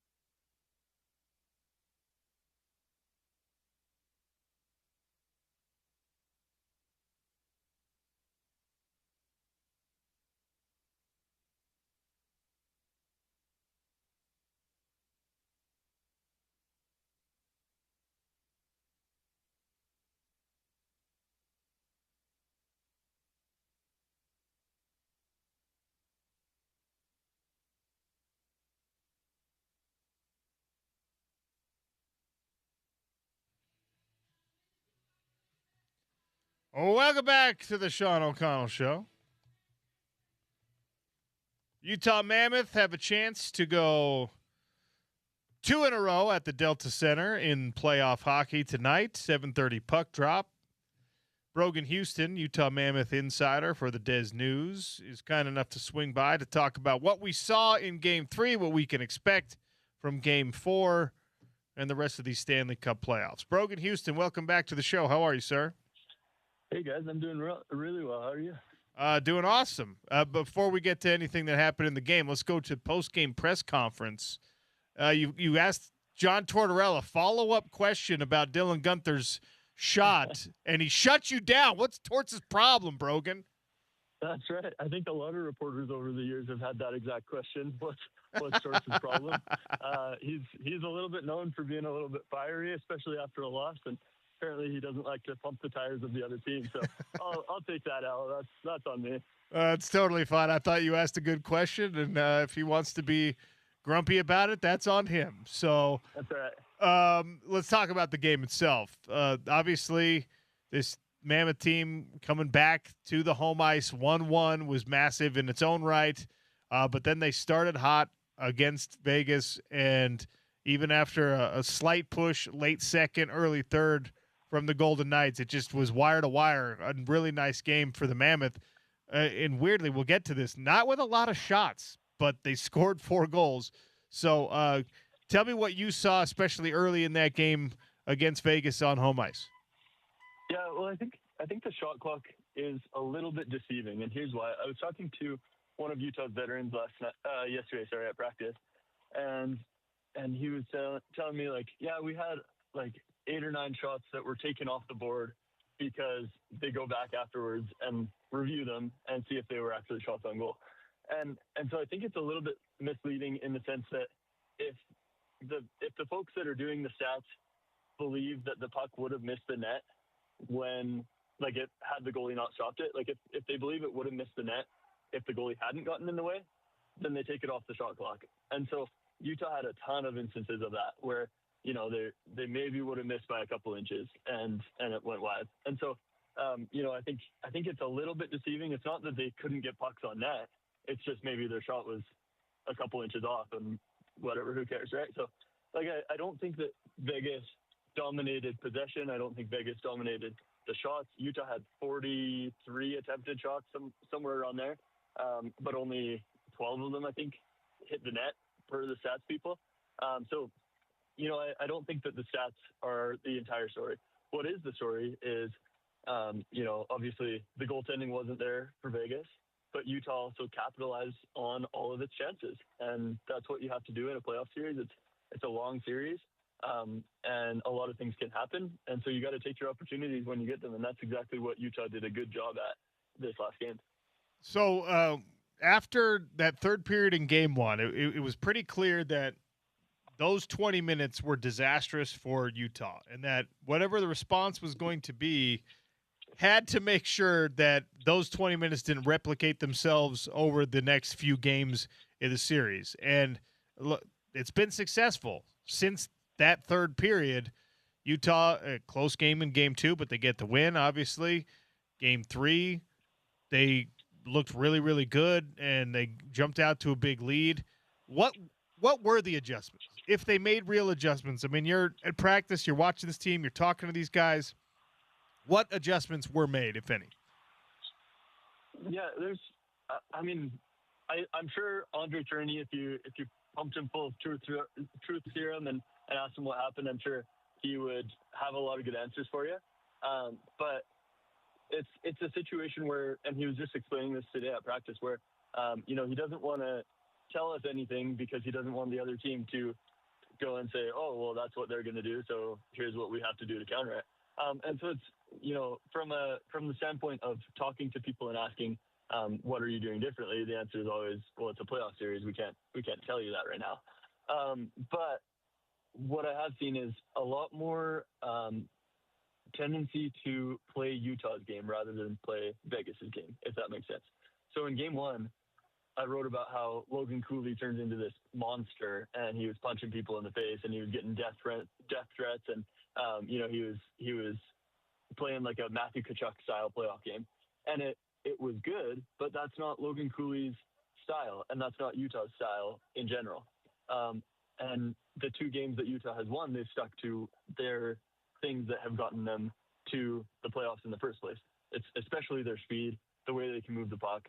Obviously, Dylan Guenther doing what he can do with that shot that Torts didn't want to talk about. All those things that made Utah successful in the first place. I think they've gotten back to that. Whereas in game 1, it was all physical and it was all getting into the corner battles and the scrums. And Utah's just not a big team. They're not a physically matured team in terms of muscle and that kind of thing. Like, a lot of their guys are young and small. And so they aren't going to win the Stanley Cup if they have to play, up to 28 games or whatever it is that it takes to win the Stanley Cup. And so they have to stick to what got them there in the first place. And I think that's what they've done these last couple of games that they've won. That speed advantage that they have, especially when you get guys, skating anywhere 80 to 190 feet with it, and it doesn't happen a ton, but when we see it, we usually see it from guys like Connor McDavid, and you see it from these mega stars in the league that have the ability to navigate through traffic while they're going full tilt. And it seems like there's a couple of Utah Mammoth players that are capable of this. Is that something that you can continue even in game 4? Is that something that can continue for the rest of this series, however long it goes? Is it something that you can carry through the whole Western Conference playoffs? Can this Mammoth team lean on its speed and, maybe for lack of a better term, finesse instead of the physicality that seems to dominate playoff hockey? You definitely need a lot of both. And Utah has some bottom 6 guys that are capable of playing that game. We saw how effective Liam O'Brien has made his minutes, even though he's only playing 7 minutes a game maybe. You notice him every one of those 7 minutes that he plays. And I think that, like, they have guys that will play that role, but you can't necessarily have Logan Cooley, bopping somebody in the face every other shift. It's good for the Mammoth that he can step up and play that way when necessary. But if he's playing the entire playoffs like that, he's going to get worn down, and he's already beaten up from the regular season. He had that injury that took him out for 29 games, I think it was, in the regular season. He's already banged up. He's already not the biggest guy in the world, and maybe not the strongest guy in the world. Forgive me, Logan, if you're listening to this, which I know you're not. So I think that, you always need a little bit of that in the playoffs. But, like, I think back to, I watched the Vancouver Canucks a lot as a kid, and they had some really deep playoff runs. They lost in Game 7 of the Stanley Cup Final in 2011, and their top offensive players were Henrik and Daniel Sedin, a pair of Swedish twins who played a Swedish style of hockey. Like, they were excellent passers, and they would not get in any scrums, in front of the net, nothing. Like, didn't play in the corners, didn't do any of that stuff that you think of as playoff hockey, but they had some playoff success. And that was just their style of play. And I think that's kind of how Utah is too. They're a lot faster than that Canucks team was that I was talking about, but they have that same finesse type of style. And if they can stick to those things that got them there and the things that have made them successful, that's how they're going to win the Stanley Cup. Maybe not this year. Could happen this year. But, eventually, once they're in that top contention window, that's what it's going to take, is sticking to what they do well rather than trying to change their game when they get to the playoffs. Brogan Houston is our guest here on the Sean O'Connell Show, talking Utah Mammoth as they get ready for Game 4 tonight against the Las Vegas Golden Knights. The role that J.J. Peterka is playing, are they getting as much out of him as they thought they would when they made the trade? He's been a bit of a 180 type of player this year.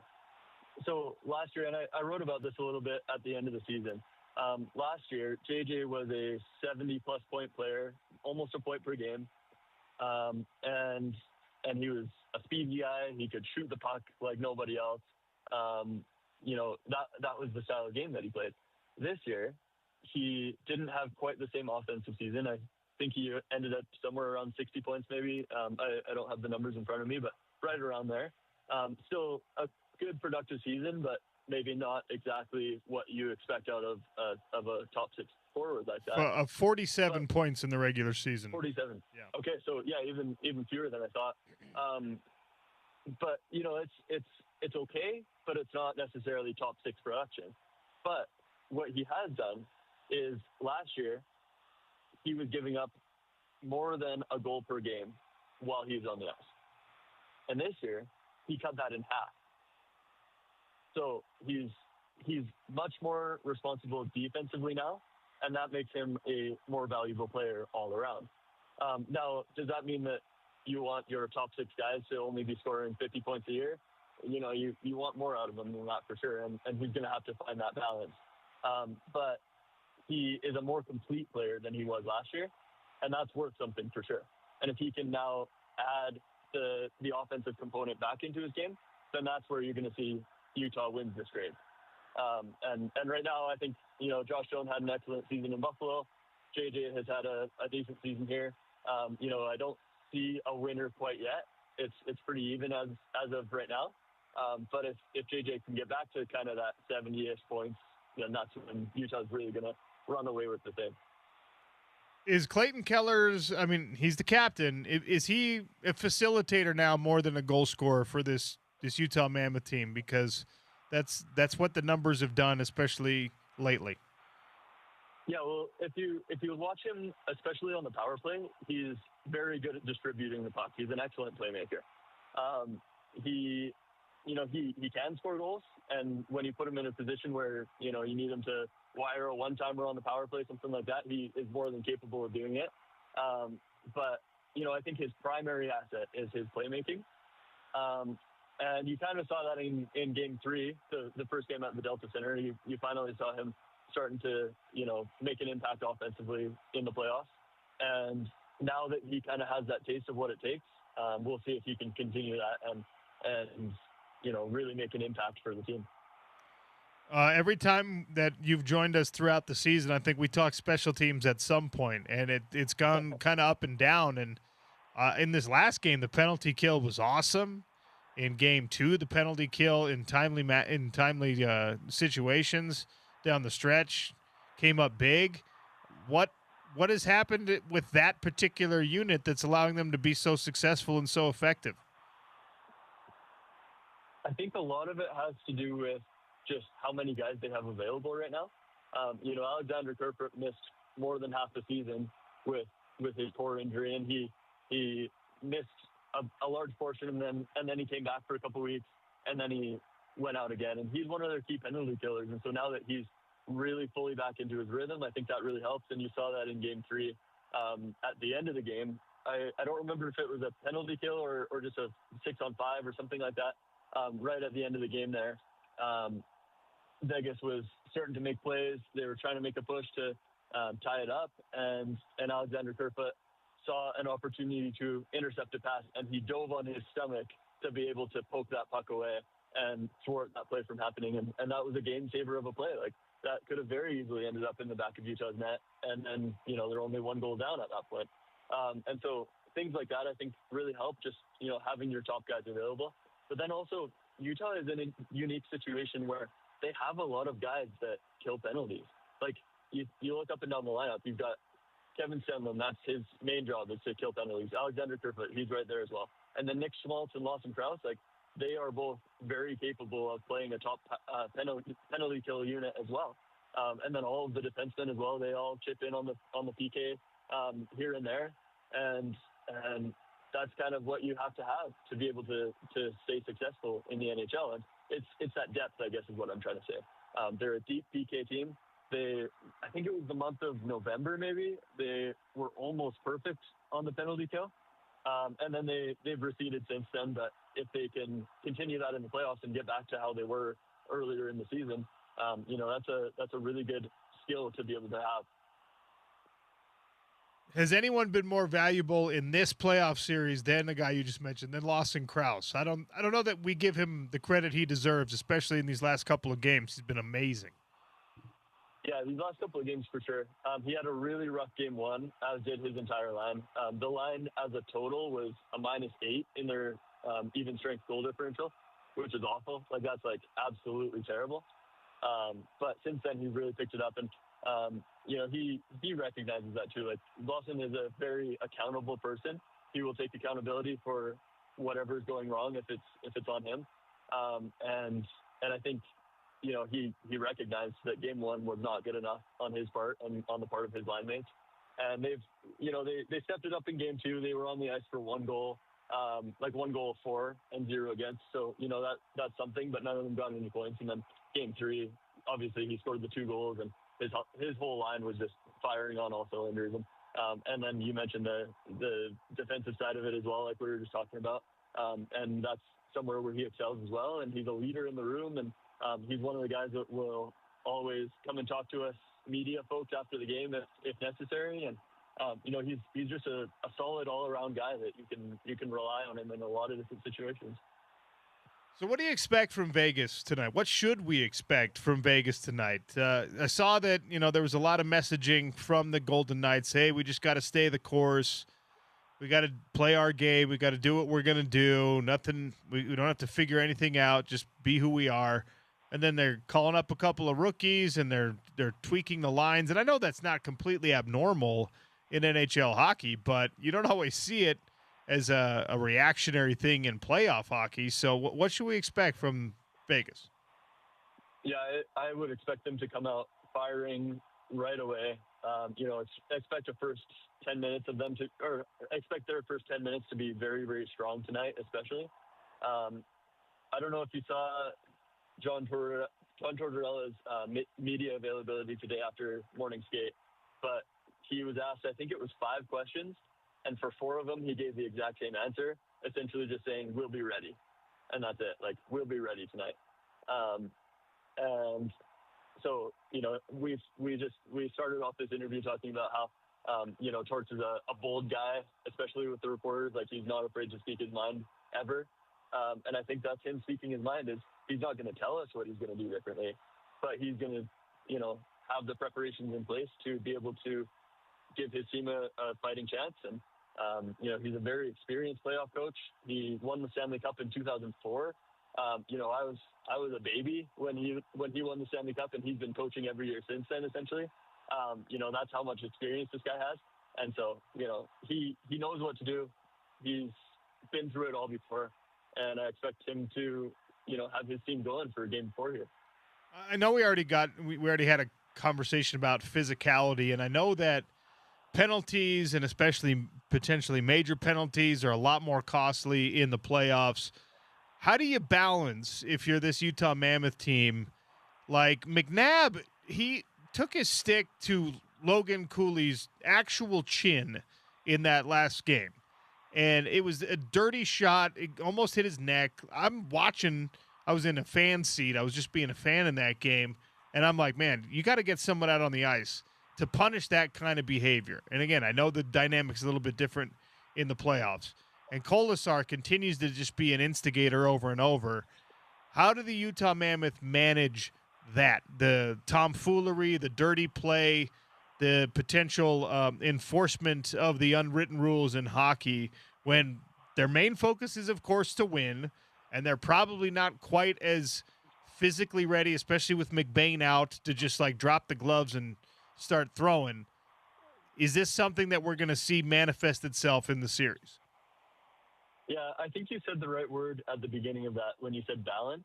And I think that's what it's about. Like, you cannot let yourself get pushed around every single play. And so you have to stand up for yourself in some situations. But you also got to pick your battles. You can't be getting in there every single game, especially when, like we mentioned, Utah's a very young and fairly small team. But, if you pick your battles and you've got your role players, your guys that their job is to provide physicality, if you've got them doing what they're supposed to do, then you're in a better situation. And like I mentioned, Liam O'Brien only is playing a few minutes a game, but he's really making himself known in those few minutes a game that he's playing. And same thing with Brandon Tanev. I mean, how many times have we seen Brandon Tanev full speed check a guy into the boards, at the end or at the end of the ice or anything like that? These are guys that they're not the sexiest names, but they do make a big impact. And I think that's where Utah has to give it back to guys like Braden McNabb and Keegan Kolasar and things. And, don't let Logan Cooley worry about fighting his own battles, that's what Liam O'Brien's there for, right? And that's the style of play that those guys expect to play. That's what they like to play. You talk to Liam O'Brien, he will always tell you he knows his role and he knows he's never going to be a 20-goal scorer in the NHL. And that's just how it is.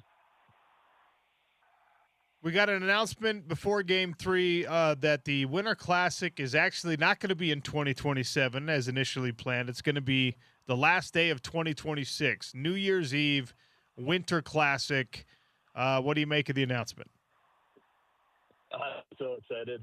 I remember watching, I think it was the 2008 Winter Classic when Pittsburgh and Buffalo played each other, and that's still, to this day, one of the most iconic ones. And ever since then, you hope that, your favorite team is involved in a Winter Classic so that, maybe you can go, or at least you can be involved watching on TV and that kind of thing. And there's just all the festivities that surround it. The teams almost always get one-off jerseys that they only wear for that game.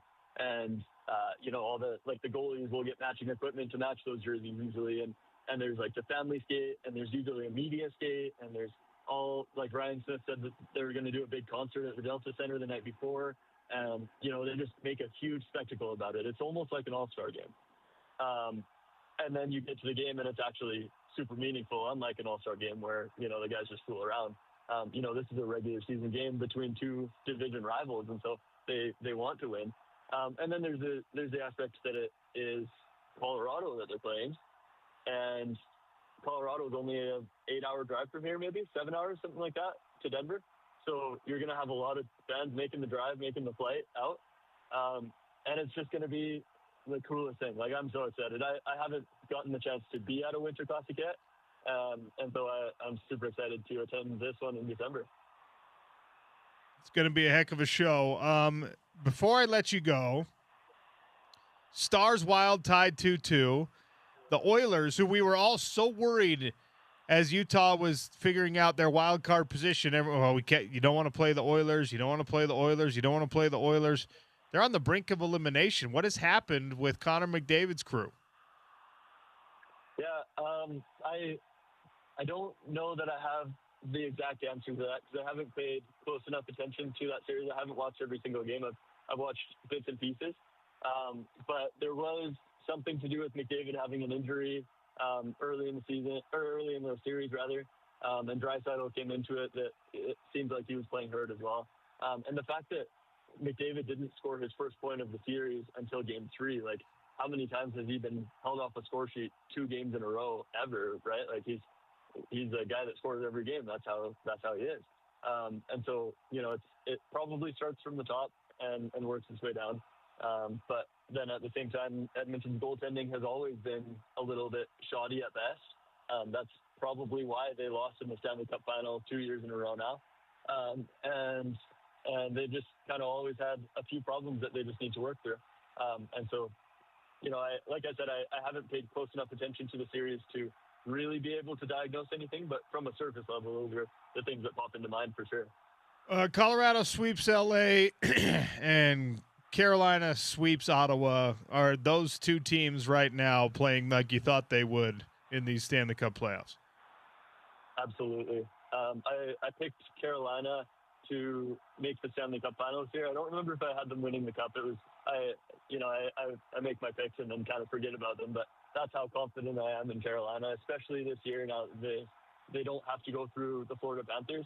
That was what kept getting them year after year. And so now that they don't have that in the way, I fully expect them to really, really make a good push for the Stanley Cup final for the first time since 2006.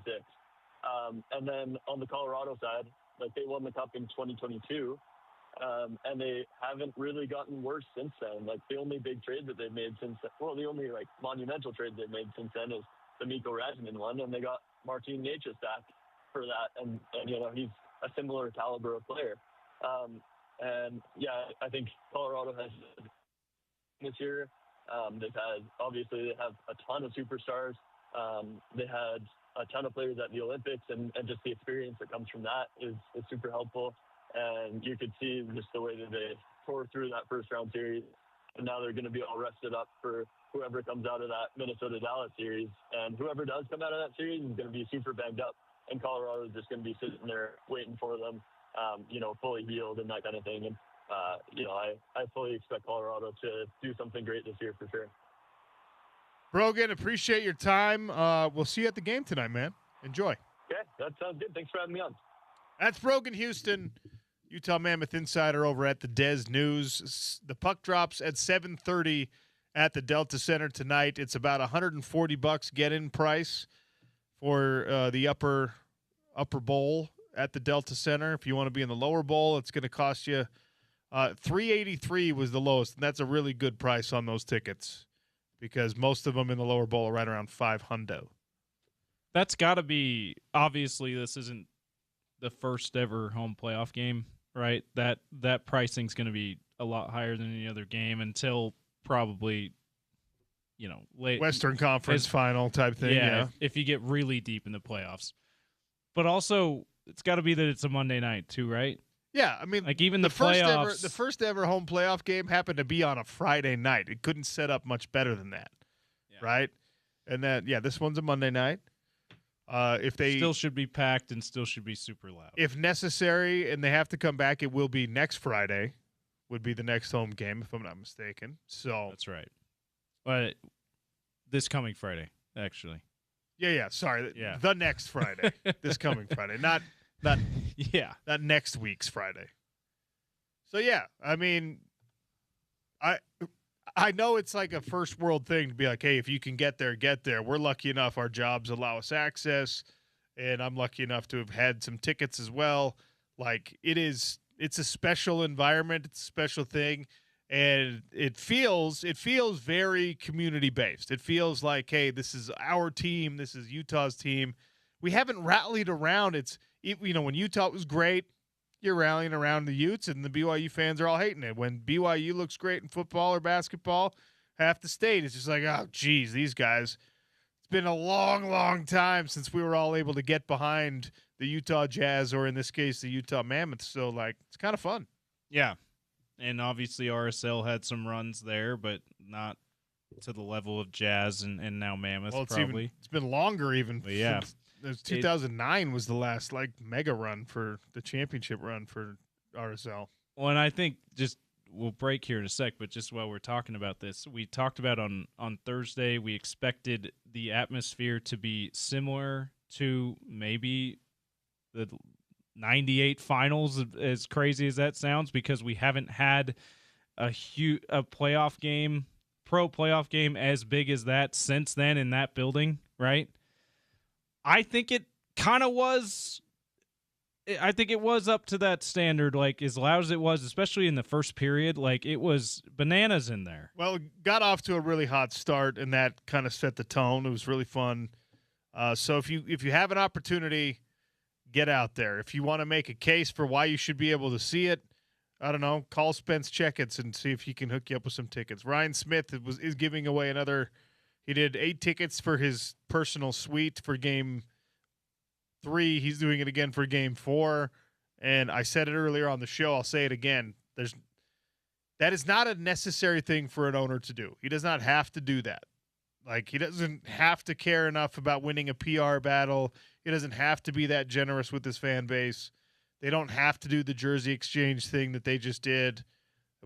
Portland, the Trailblazers are dealing with this right now. The nickel and diming owner that they're like, what is this? Why are you making it so obnoxiously hard for us to enjoy this? Well, the Smith Entertainment Group is doing everything they can to engage as much of a fan base as they can. And whether you like them wanting, city funds to redevelop things or not, I think we can at least get behind the idea that they're trying to make this a welcoming environment. And let's get as many people involved as we can. All right, got to take a break. A state of Utah football legend is finally getting his due. We'll tell you what that is next on the Sean O'Connell Show, ESPN 700 and 92.1 FM.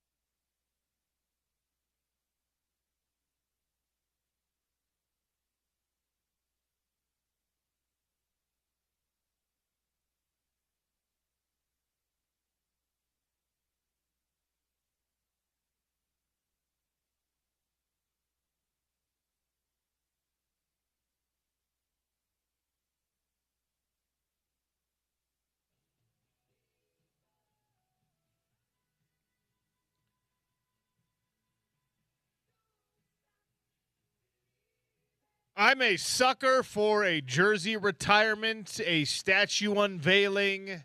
I'm a big-time fan of the fact that the University of Utah is going to be putting names on the side of the stadium to be in that Ring of Honor.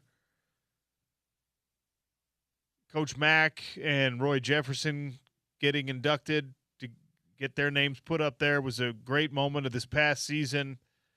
And this is something that Utah State has described as overdue. I don't know if it's overdue, but it is something that was an absolute no-brainer, and I'm glad to see that they're doing it. The Utah State Aggies are going to retire Bobby Wagner's number. Now, that's a single-digit number, but they're retiring number 9. This is a very popular number. There's a lot of guys who are going to want to wear this number. Bobby Wagner is going to get a lot of phone calls from big-time recruits that are like, hey, can I wear number 9? And I hope he says no to all of them. B-Wags, 14-year NFL linebacker, a future Hall of Famer in the NFL, and that is a dead certainty. It is going to happen. He has been a Pro Bowler or All-Pro every year of his career save one. I mean, he is one of the best players to ever play in the state of Utah. And Utah State was his only offer coming out of high school. In the modern day of college football, Bobby Wagner, if he ever did make it to Utah State, it would have been impossible for them to keep somebody like him at Utah State for the entirety of his career. But, I mean, he was all WAC 3 times. He led the Aggies in tackles for 3 seasons. He started 46 of 48 possible career games. He has 446 tackles in an Aggie uniform that is tied for the school record. I mean, the dude is – if you took all of the players that have ever played at any of the universities in the state of Utah, he's a starter on defense. Merlin Olsen and Bobby Wagner. By the way, the last jersey that was retired by the Aggies was Merlin Olsen's jersey, number 71, and that was 30 years ago, 40 years ago now. So it's not like they're just doing this. They're not handing these things out like candy. This is a huge deal, and there's nobody more deserving. Bobby Wagner has used his platform, his skill, his success to parlay that for building community and helping people out, and he is just like a great representative of what an NFL player and what a former Utah Aggie should be. And by the way, he's still active. He's still playing in the NFL. We're gonna have to wait until he's in his 40s for him to be inducted into the NFL Hall of Fame because he's 35 years old and he's still playing. He had He had 162 tackles last year for the Washington Commanders. What? It's such an insane number for someone who's 35 years old. He's going to leave the NFL as the greatest tackler in the history of the NFL. Do you know this? I did not know that. That's crazy. He's 60 tackles away right now. And remember, this is a guy who, when he's healthy, he gets over 100 tackles every single year. He had 160 tackles last year. He's going to leave the NFL as the leading tackler in NFL history. And some people think that tackles are not like a great stat to measure defensive greatness, and that's probably true when you're talking about certain positions. But what are linebackers supposed to be doing? Yeah, linebackers now are they need to rush the passer a little bit. They need to stop the run a little bit. They need to do some pass coverage against tight ends a little bit. But like they need to tackle more than any other position, maybe than defensive tackle, right? And even maybe even tackle, more than that. More than defensive tackles, because defensive tackles, part of their job, a big part of their job, is to occupy blocks so that the linebackers can make the tackle. That's a good point. They don't get the stats as much as the rush ends and the linebackers do because their job is to be decoys and eating up blocks eat all up the space. time. Yeah. And look, Bobby Wagner has played with some really good interior defensive linemen. He played with the best maybe ever interior defensive lineman in his one season with Aaron Donald, but Bobby Wagner is the straw that stirs the drink in most of these defenses, and he's currently a free agent, by the way. He's 35 years old. He's been playing back-to-back years on one-year contracts, and he's got plenty of gas left in the tank. It's insane to me that after a year where he made 162 tackles, 79 of which were solo tackles, which is a career number for some people, and he did that in his 35-year-old season, and he had 4.5 sacks, 2 interceptions, 4 passes defended, playing for his third NFL team. I mean, he is one of the best players to ever come through our state, and Utah State gets to claim him.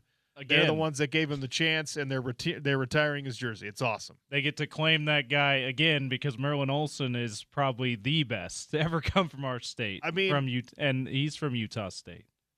There's what? Okay, so there's a couple of NFL Hall of Famers already. There's you've got Larry Wilson's an NFL Hall of Famer from our state, right? You've got, or I should say, it's a Pro Football Hall of Fame. Yeah. Pro Football Hall of Famer. Merlin Olsen is a Pro Football Hall of Famer.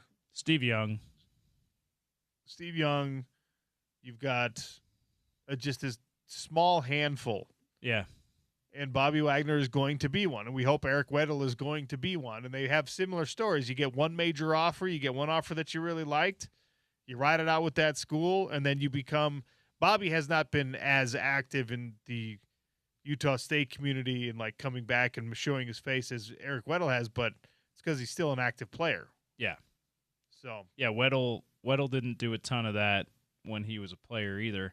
The other one to think about that you've already talked about, could he end up being the best offensive lineman from the state of Utah, not from a Utah college, but Penei Sewell. Is that the guy? Haloti Ngata, if we're talking about that type of player too, belongs in this conversation. But yeah, it's wild that we talk so much about Utah and BYU because they are the two most popular football programs, basketball programs in the state. But when it comes to football, there's 2 players that might be the very best to come from the state, from a college or high school in the state, and they're both Aggies. Because I agree with you, Bobby Wagner's probably going to be 1 or 2 there. So right now the list of NFL or Pro Football Hall of Famers from a Utah school: Steve Young from BYU, Merlin Olsen from Utah State, Max Speedy and Larry Wilson from the University of Utah. And Bobby will be a definitive Hall of Famer. Weddle is, for some people, kind of a borderline. I've said it many times. I'll say it again. If John Lynch is a Hall of Famer, then so is Eric Weddle. Yeah. And John Lynch is a Hall of Famer, so we'll see. Your guy, Fred Warner, is Warner's probably going to be a Hall of Famer as well. He's absolutely going to be an NFL Hall of Famer. Puka Nakua is off to a great start and could be an NFL Hall of Famer if he gets out of his own way. Part of being in the Hall of Fame, though, is you got to, you can't just be great for a couple of years. You got to sustain that greatness like Bobby Wagner has. And Utah State is going to retire his jersey number, the first retirement of a jersey number since Merlin Olsen's number 71 was retired. Awesome honor. Really, really cool, and nobody more deserving. So congrats to Bobby. Congrats to the Aggies for having that guy. OC, do you want to – should we unveil some of our lists of – Mammoth nicknames? Or should we save that for another time? We're saving it for the post-game celebration tomorrow. Okay? We'll do those tomorrow. We have some things to give away here. Let's see. Red West Festival is coming back. We've got 2 2-day passes at the Utah State Fair Park, October 16th and 17th for the Red West Festival. That's coming once again to Utah. I'll give those away. We'll finish out the show with a little crosstalk. It's the Sean O'Connell Show on ESPN 700 and 92.1 FM.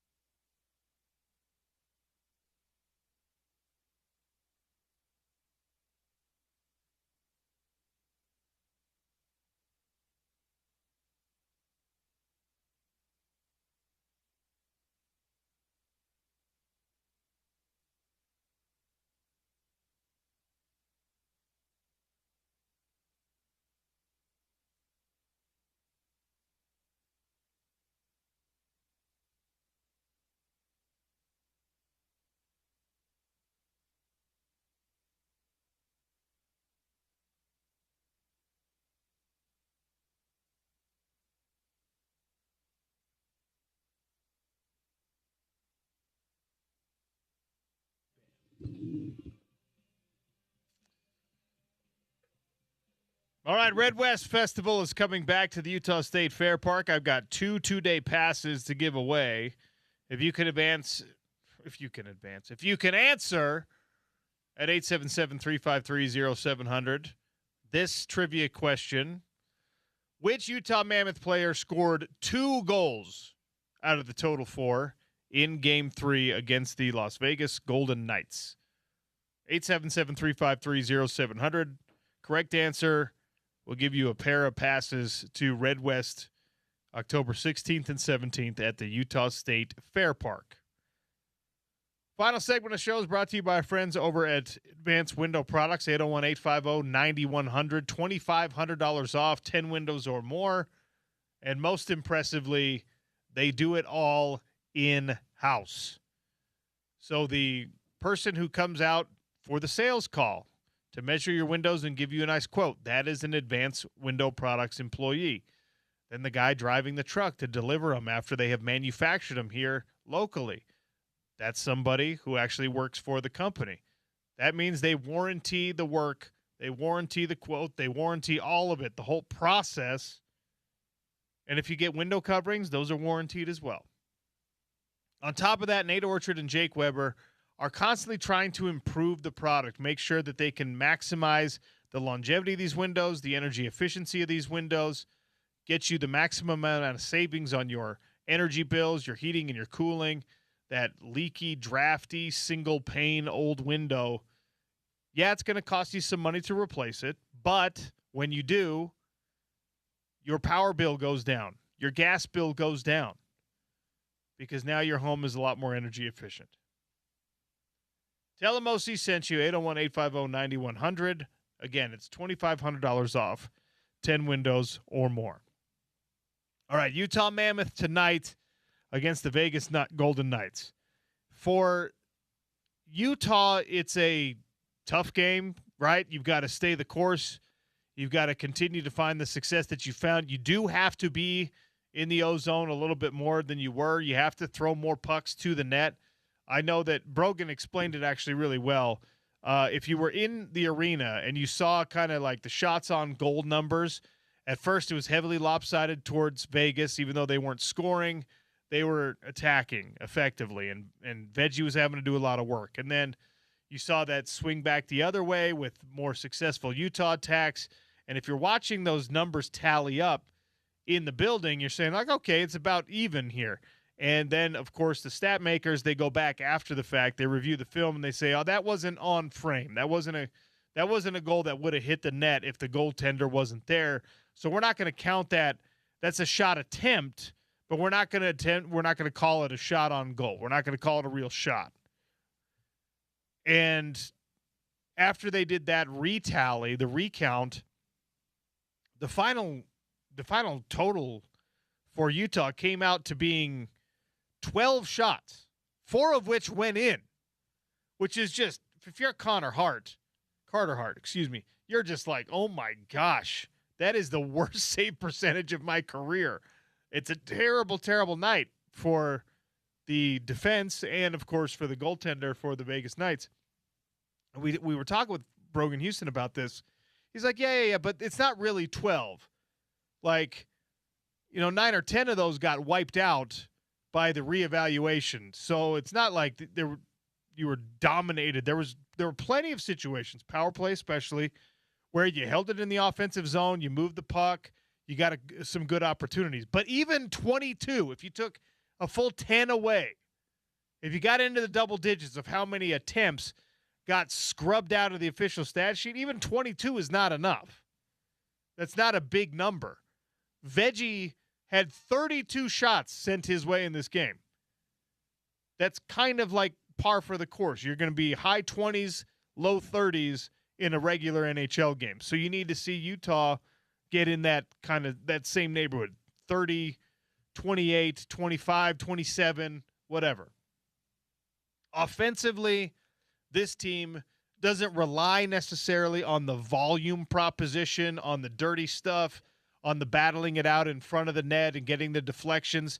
They don't have the size, the physicality to have that be the highest percentage move for them all the time, especially in a matchup with Vegas, but they can lean on speed, precision, puck movement, great passing. You saw that in Game 3.